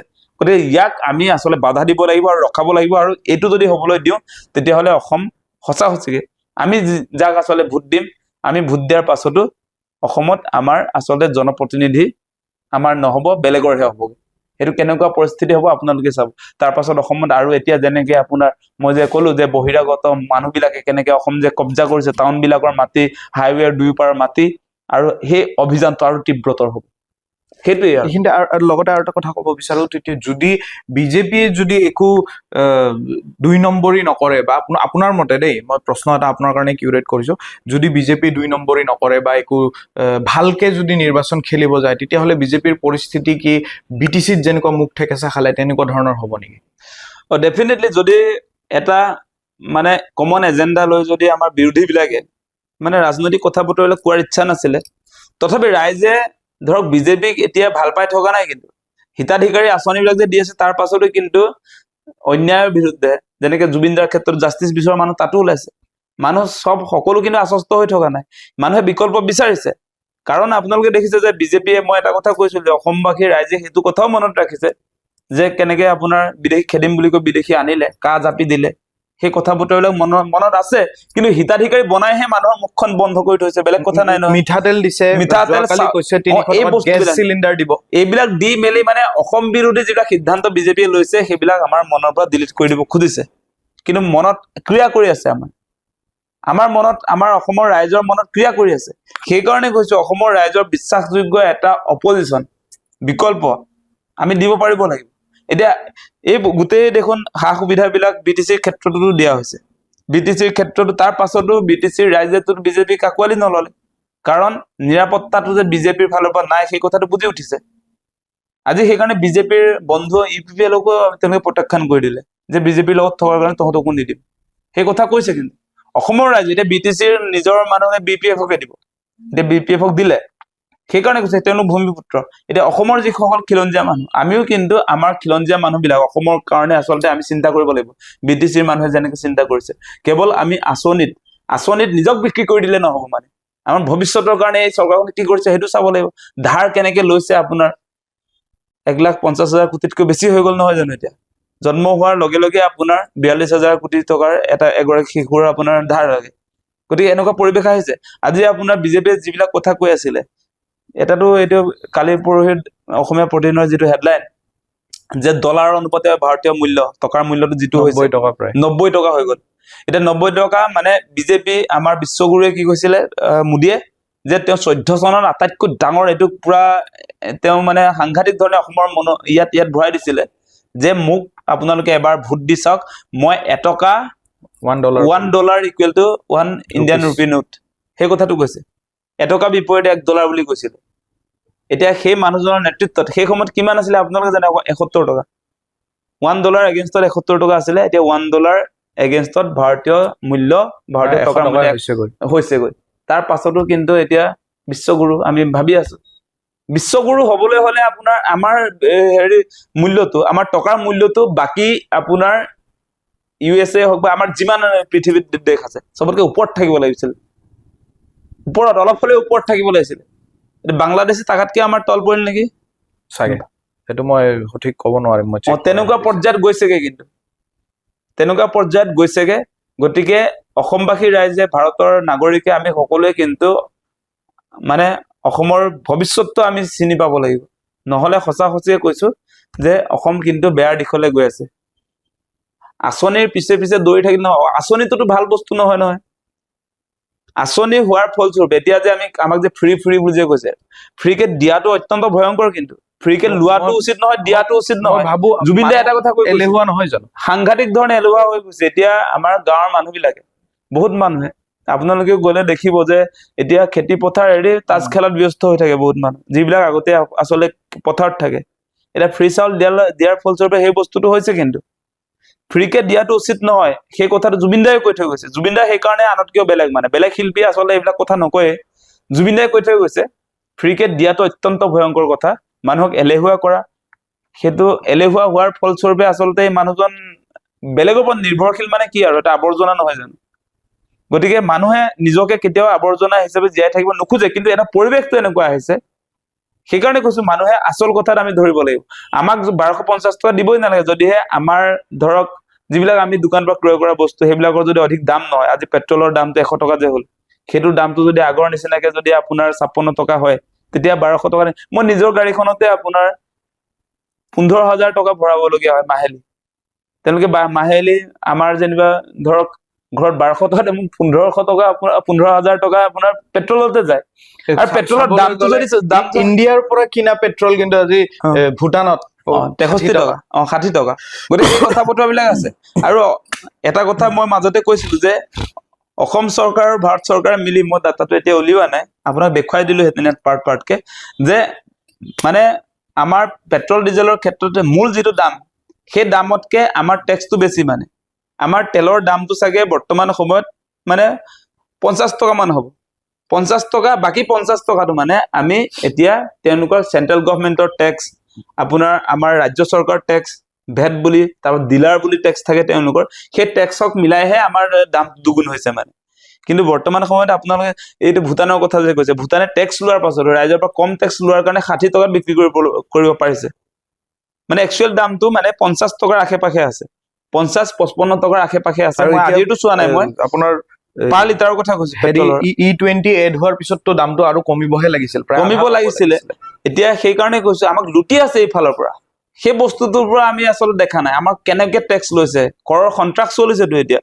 আপোনাৰ টোল গেট বিলাক আছে, হিচাপ পত্ৰ কৰিলে 1250 টকাটো মানে আপোনাৰ, আমি যদি আমাৰ বাজেটটো যদি ভালকে চাওঁ, আমাৰ যেনেকুৱা খৰচ কৰিছে, খৰচটোতো চৰকাৰৰ ভুল সিদ্ধান্তৰ কাৰণে আমি চব শিতানত আপোনাৰ বেছি টকা দিবলগীয়া হৈছে। গতিকে সেই কথা বতৰাবিলাক আছে যে 1250, মই মূল যিটো কথা কৈ আছিলো যে আঁচনি, হিতাধিকাৰী আঁচনি, ফ্ৰী বিচ আঁচনি, মানে ফ্ৰীকে দিয়া কনচেপ্টটো কোনো কাৰণতে ভাল নহয়। মানে মানুহক প্ৰডাকশ্যন কৰিবলৈ শিকাব লাগে, কিবা এটা কৰাৰ বিনিময়ত টকাটো দিব লাগে। 1250 টকা দি মানুহে এইটো কি কৰিব, ধৰক একো এটা আৰম্ভই কৰিব নোৱাৰি। গতিকে 1250 টকা দি মানে ভোটটোহে কিনা হৈছে। আমি সেইকাৰণে কৈছো যে এতিয়া ধৰক আমাৰ ইয়াত যদি তেওঁলোকে এটা কথা কৈছে, পথাৰৰ আমাৰ বজাৰৰ আমাৰ, এতিয়া পথাৰত আপোনাৰ যিটো ইণ্ডাষ্ট্ৰিয়েল আপোনাৰ কি কৃষি বিপ্লৱটোৰ কাৰণে পথাৰত আচলতে আমাৰ খেতিয়কসকলক কি সহায় কৰিছে। এতিয়া আমি চৰকাৰৰ ফালৰ পৰা যিটো বীজ দিয়া হৈছে সেই পতান ওলাইছে। আৰু সিদিনা আমাৰ কৃষক মুক্তি নগাঁও জিলাৰ জিতেন বৰা তেখেতে আপোনাৰ মাটিমাহৰ দুটা চৰকাৰে দিয়াটো আৰু আমাৰ নিজৰ যিটো কিনি আপোনাৰ নিজৰ কঠিয়াৰ পৰা যিটো উৎপাদন হৈছে সেইটো লৈ গৈছে পুৰা 2 মুঠি। চৰকাৰে দিয়াত এটাটো আপোনাৰ ওলোৱা নাই, বীজটো ওলোৱা নাই। মাটিমাহ গোটেইবিলাক পতা নাই, এটাও ওলোৱা নাই। মানে সেই বস্তু জমা দিবলৈ চৰকাৰে সেই কামটোহে কৰিছে। এতিয়া সেইকাৰণে কৈছো আমাৰ কৃষকসকলক যদি আপোনাৰ উৎপাদন কৰাৰ সময়ছোৱাত আপোনাৰ সাৰ প্ৰয়োজন হৈছে, সাৰ যদি যোগান ধৰে, 1250 টকা নিদিলেও হ'ব। তেতিয়া সাৰ যোগান ধৰক, উপযুক্ত কঠীয়া যোগান ধৰক, পথাৰত পানী যোগান ব্যৱস্থা কৰক। পানী যোগানটো দি দিলেতো অসমত 3বাৰ খেতিও কৰিব পাৰিব। আপোনাৰ শাক পাচলিৰ খেতি কৰিব পাৰিব, বড়ো খেতি কৰিব পাৰিব, শালি খেতি কৰিব পাৰিব, আহু খেতি কৰিব পাৰিব। গতিকে সেই কথা বতৰাবিলাক যদি কৰি দিয়ে, এতিয়া কিন্তু অসমত পানী যোগানৰ ব্যৱস্থা নাই দেই, অসমত ক'তো নাই। এইটো মিনিষ্টাৰো আপোনাৰ নিজে গম পায় নে নাপায় নাজানো, অশোক সিংঘাল, পানী যোগান ইৰিগেশ্যনৰ মন্ত্ৰী, পথাৰত কি চলি থাকে গম নাপায়, কিন্তু একেবাৰে গম নাপায়। সেই কথা বতৰাবিলাক আছে। আপুনি চাব মানে যিমান ডিপাৰ্টমেণ্ট আছে গভমেণ্টৰ, সেই ডিপাৰ্টমেণ্ট বিলাকে যদি সঁচা কাম কৰে, মই আপোনাক এগ্ৰিকালচাৰেলটো ক'লো, কৃষক মুক্তি হিচাপে কৃষি চেক্টৰটোত যদি চাই আপুনি, তাত যদি সকলো সা সুবিধা দিয়া হয়, আপোনাৰ কৃষকৰ উৎপাদিত ফচল, যেতিয়া শাক পাচলিৰ ক্ষেত্ৰত কোল্ড ষ্টৰেজৰ ডিমাণ্ড কৰি থকা হৈছে, কোল্ড ষ্টৰেজৰ যদি ব্যৱস্থা কৰি দিয়ে, MSP যদি দিয়ে, এতিয়া শাক পাচলি, এতিয়া যে আপুনি বিলাহী 100 টকা কিনি আছে, সেইটো বিলাহী কাইলে আপোনাৰ 1 টকাও হৈ যাব, মিনিমাম ছাপোৰ্ট প্ৰাইচটো নথকাৰ কাৰণে। সেইকাৰণে বহুত মানুহে আপোনাৰ উৎপাদন কৰাৰ পাছতো, এতিয়া আগত উলিওৱা বিলাকে পাৰিছে, তেওঁলোকৰ মূলধন ওলাইছে, তাৰ পাছত যিবিলাকে আহিব সেইবিলাকতো আপোনাৰ ৰেট নাপায়। আপুনি সেইকাৰণে দেখিব মানে আলু, পিয়াজ, বিলাহী এইবিলাক যে আপোনাৰ ৰাস্তাত যে পেলাই দিয়ে, মূলধনটো নোলায়। মানে অসমত সেই পৰিৱেশ আছে। আৰু এটা বস্তু আমি দেখিব পাৰো, সদায় মই বহুত জেগাত এইটো এক্সাম্পলো দিওঁ, আজি হাৰিয়ানা, পাঞ্জাৱৰ আপুনি যদি খেতিয়কৰ কথা ভাবে, আপোনাৰ হয়তো মনত এটা হেৰি আহিব যে এগাল ডাঙৰ এটা পথাৰ তেওঁৰ মানুহজনে BMW বা অডি লৈ ওলাই আহিছে। কিন্তু আমাৰ অসমৰ খেতিয়কৰ কথা ভাবিলে আপোনাৰ মনত দুখীয়া দৰিদ্ৰ শ্ৰেণীৰ মানুহ এজন যোনে চাইকেল লৈ কষ্ট কৰি হয়তো কাপোৰযোৰো ফটা চিঙা পিন্ধি তেওঁ কষ্ট কৰি জীৱন যাপন কৰিব লগা হৈছে, এনেকুৱা এটা চিনেৰিঅ'। এই চিনেৰিঅ'টোক লৈ হয়তো মই বিচাৰো বা সকলোৱে বিচাৰিব যে চৰকাৰেও অলপ মনোযোগ দি কিছুমান ষ্টেপছ ল'ব লাগে বা কাম কৰিব লাগে। সেইটোৱে মানে সেই কামটো কৰিলে কিন্তু 1250 টকা বা হিতাধিকাৰী আঁচনি এইবিলাকৰ একো প্ৰয়োজন নাই, একোৱে প্ৰয়োজন নাই, বন্ধ কৰিব লাগিব। মানে নিজে বন্ধ হৈ যাব সেই ব্যৱস্থাপনাটো যদি কৰি দিয়ে চৰকাৰে। মানে কৃষকসকলক এতিয়া যে পাঞ্জাৱৰ কৃষকৰ মানে অডি থাকিব, স্কৰপিঅ থাকিব, ইন'ভা, ফৰচুনাৰ চব থাকে, মাৰ্চিডিজ, চব গাড়ী আপোনাৰ পাঞ্জাৱৰ কৃষকসকলৰ হাতত থাকে। আমাৰ অসমৰ কৃষকৰ হাতত চাইকেল থাকে। চাইকেল চলালে আমি এতিয়া পচন্দৰ ছোৱালীজনীও বিয়া নহয়, অসমৰ কৃষক বুলি ক'লে বিয়া নহয়। সেই কথাটো আছে। মানে এতিয়া সেইকাৰণে জীৱিকাটোত মানে এইটো যে মানে ভালকে যে এসাঁজ খুৱাব নোৱাৰিব, এই যে আঁচনিলৈকে বাট চাব লাগিব, লাখপতি বাইদেউৰ আঁচনি, তাৰ পাছত আপোনাৰ এইটো অৰুণোদয়টোলৈ বাট চাব লাগিব। সেইকাৰণে মানে বিয়া হোৱাৰ সময়তো ছোৱালীও বিয়া হ'ব নোখোজে অসমৰ কৃষকৰ ক্ষেত্ৰত, আপোনালোকে চাব সেই কথাটো। গতিকে সেইকাৰণে কৈছো অসমৰ উন্নয়নটো কৰিবলৈ হলে সঁচা উন্নয়ন যদি হ'ব লাগে, আপোনাৰ মূল ভেটিটো আপোনাৰ কৃষি বিপ্লৱৰ পৰা সূচনা হ'ব। কৃষিটোক লৈ কৃষিটোক আধাৰ হিচাপে লৈ তাৰ আনুষংগিক বেলেগ আহি যাব, পৰ্যটন আহিব। এক্সাম্পল আমাৰ আছে আছে ভাৰততে ভাৰতত আছে, সেইকাৰণে কৈছো পৰ্যটন আহিব। এতিয়া মেঘালয় কেনেকে গ্ৰ' কৰিছে, এতিয়া কনচাৰ্টটো আমি বিৰোধিতা কৰিবলৈ সময়টোক লৈ কৰিবলগীয়া হৈছে, বা বৰ্তমান অসম চৰকাৰৰ নীতিটোক লৈ বিৰোধিতা কৰিব। কনচাৰ্টৰো প্ৰয়োজন আছে, কিন্তু সময়ৰ কথা আছেতো। এইবিলাক পৰ্যটন ইণ্ডাষ্ট্ৰিটোৰ কাৰণে বহুত কৰিবলগীয়া আছে। আমাৰ ব্ৰহ্মপুত্ৰ আছে, জুবিন দায়ে কৈ থাকে এইবিলাক কথা। আমাৰ কাজিৰঙা আছে, মানাহ আছে, আমাৰ কিমান খাল বিল কি নাই আমাৰ। অসমৰ নিচিনা আচলতে এনেকুৱা সাৰুৱা মাটি, অসম শূন্য নহয় জানো, এনেকুৱা প্লেচ ভাৰতত নাই, পৃথিৱীতে বিৰল অসম আচলতে। গতিকে অসমৰ সম্পদৰ ক্ষেত্ৰতো আপোনালোকে চাব পাৰে। আমি ইয়াত এতিয়া যে হিমন্ত বিশ্ব শৰ্মাই সিদিনা বিধানসভাত যে ছানফ্লাৱাৰ মিঠাতেল খাই গৌৰৱ গগৈ বুলি যে কৈ আছে, এতিয়া অসমত আপোনাৰ সৰিয়হ হয়, সৰিয়হ আপোনাৰ এনেকুৱাকে হয়, আপুনি সৰিয়হৰ এটা ইণ্ডাষ্ট্ৰি কৰিব পাৰে ইয়াত, সেইটোতো নকৰে না চৰকাৰে। অসমত ইমান প্ৰডাকশ্যন হয়, মানে মিঠাতেল গোটেই পৃথিৱীক খুৱাব পাৰিব অসমৰ সৰিয়হেৰে। উজনি অসমত ঢকুৱাখানাৰ মাজুলীত হয়, ক'ৰবাত ক'ৰবাত কৰে, মানে বেলেগ অঞ্চলতো হয়, কিন্তু এনেকে ইণ্ডাষ্ট্ৰিটো নাই কাৰণে নকৰে, মানে নিজে খাবৰ কাৰণে। নামনি অসমতো মই কোকৰাঝাৰৰ পিনে বহুত দেখিছো, বহুত দেখিছো। এইবিলাকক লৈ পৰিকল্পনা যদি কৰে, এতিয়া এইটো ব্যক্তিগত লেভেলত কৰি আছে, মানে মুছলিমৰ কেইগৰাকীমান কৃষকে। এইটো যদি চৰকাৰে লয়, কৃষি ডিপাৰ্টমেণ্টে যদি লয়, কৃষকসকলক যদি সা সুবিধা কৰি দিয়ে, তেওঁলোকৰ মানে এতিয়া মানে খেতি নকৰা মূল কথাটো হৈছে যে তেওঁলোক মানে নিজে কনফিউজ, মানে কৃষকসকল, যে আমি এইটোৰ পৰা আচলতে যিমান খৰচ কৰিম সেইটো ৰিকভাৰ হ'ব নে নহয়গৈ, কাৰণে কম দামত বিক্ৰী কৰিবলগীয়া হয়। এতিয়া যদি ইণ্ডাষ্ট্ৰিটো যদি থাকে, তেতিয়াতো আপোনাৰ মইতো ইমান টকা টাৰ্গেট লৈহে কৰিম তেতিয়া খেতিটো। মানে এতিয়া সৰিয়হ কৰিম, কেইবিঘা কৰিম, মোৰতো টাৰ্গেট থাকিব, মোৰতো তাত আপোনাৰ সন্মুখত আছে ইণ্ডাষ্ট্ৰি, তেতিয়া বস্তু লৈ গ'লেই হ'ল। আদিত মাটি লৈ বা এক্সট্ৰা বেলেগৰ পৰা ভাড়াত লৈ পিনে হ'লেও চেষ্টা কৰিব, এইটো বেছি প্ৰডাকশ্যন, তেতিয়া বেছি প্ৰডাকশ্যন হ'ব। সেইকাৰণে কৈছো আমি মূল জেগাত দেখা নাই, আৰু চৰকাৰেও সেই মূল জেগাবিলাকক চিনিও পোৱা নাই এতিয়ালৈকে। গতিকে অসমক লৈ সঁচা সঁচা আমাৰ নিচিনা মানুহৰ বহুত বেছি পৰিকল্পনা আছে। মানে এতিয়া ধৰক সকলো ক্ষেত্ৰত দেই, অসমৰ ক্ষেত্ৰত মই যে ক'লো যে অসম সঁচা সঁচিকে ধনী ৰাজ্যই, মানে সম্পদৰ ফালৰ পৰা যদি চাই, এতিয়া বাকী মেইন বস্তুবিলাক ভাৰত চৰকাৰে লৈ গ'ল কাৰণে সেইবিলাকতো ৰিকভাৰী কৰিব পাৰিলেতো আৰু সাংঘাতিক ধৰণে অসমটোতো উন্নতিৰ পথত আহিব। আপোনাৰ কয়লা, চূণশিল, চাহপাত, আমাৰ ডিজেল পেট্ৰল, মানে খাৰুৱা তেলটো যদি আমাৰ হাতত থকা হলে, এই চাৰিটা সম্পদ, মূল সম্পদ সেইকেইটা মানে ভেলু থকা বৰ্তমান সময়ত। বাকীবিলাকতো আছে, সেইটো কৈছোৱেই, যে যদি কয়লাটো যদি ৰয়েলটিটো যদি অসম যদি তাৰ মালিক হোৱা হলে, আজি আপোনাৰ চাহপাতৰ ৰয়েলটিৰ মালিক যদি অসম হোৱা হলে, আজি আপোনাৰ খাৰুৱা তেলৰ মালিক ৰয়েলটিৰ মালিক অসম চৰকাৰ হোৱা হলে, আপোনাৰ চিমেণ্ট বিলাক যে হৈ আছে তাৰ মালিক যদি অসম চৰকাৰ হোৱা হলে, তেতিয়াহ'লে আপোনাৰ অসমটো দিল্লী, মুম্বাই, বেংগলোৰতকৈ ওপৰত থাকিলেহেঁতেন। সেই কথাটো কৈছো মানে। আৰু সেইবিলাক লৈ বহুত ডিবেটো হৈছিলে, এই চেন্ট্ৰেল লিষ্টত যেতিয়া সোমাই গ'ল গোটেই কথা বতৰাবিলাক সংবিধান সভাৰ ডিবেটছ বিলাকত, সেইটোক লৈ আপত্তিও হৈছিলে, অসম ভাৰতৰ লগত নাথাকো বুলিও কৈ দিছিলে, এই সম্পদৰ মালিক যদি আমি নহওঁ। সেইকাৰণে কৈছো এই বস্তুটো আছে আপোনাৰ। এতিয়া 6 জনগোষ্ঠী জনজাতিকৰণ এছটিটোত নাই, সেইটো আছে সংবিধানৰ 371, এৰ পৰা জেটোলৈকে আছে। এই তাতে আছে, দিয়াচোন মই দেখুৱাই দিছো। তাতে মই নাগালেণ্ডক দিয়া হৈছে সম্পদৰ অধিকাৰ। ইয়াতে আছে, আপোনালোকে দেখিব যে 371A special provision for respect of state of Nagaland, নাগালেণ্ডক দি থোৱা হৈছে সংবিধান অনুসৰি। সেই বস্তুটো পালে আপোনাৰ এই 371A যদি অসমক দি দিয়া হয়, তেতিয়াহ'লে আমি কি পাম, যে এতিয়া যেনেকে নাগালেণ্ডে পায় ownership and transfer of land and its resources, মানে মালিক, অনাৰশ্বিপ মানে মালিক নহয় জানো, মাটি আৰু মাটিৰ তলত ওলোৱা সম্পদ বিলাকৰ মালিক নাগালেণ্ড, ভাৰত চৰকাৰ নহয়। আৰু বহুত ক্ষমতা দিছে নগাবিলাকক। নাগালেণ্ডত কোনো ভাৰতৰ আইন নাখাতে, সেই কথাও ইয়াত আছে, স্পেচিয়েল ষ্টেটাছ আছে। No act parliament in respect of religious or social practice of the Nagas, ইয়াত সোমাবই নোৱাৰে পাৰ্লিয়ামেণ্ট, গম পাইছেনে? এইটো নাগালেণ্ডৰ নিজৰ হাতত থাকে।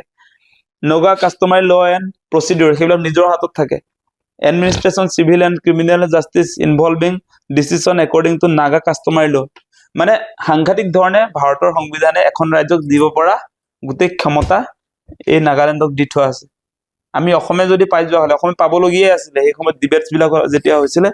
গতিকে সেই সময়ত মানে কি আৰু অলপ শক্তিশালী ডিমাণ্ডটো উঠা হলে, তেতিয়া আমি নাগালেণ্ডৰ নিচিনাকে লেণ্ড, মাটি, যাৰ কাৰণে আটাইতকৈ বেছি আমি চিন্তিত এই মুহূৰ্তত, মাটি আৰু সম্পদ, এই দুইটা বস্তু অসমৰ হাতত থাকিলেহেঁতেন।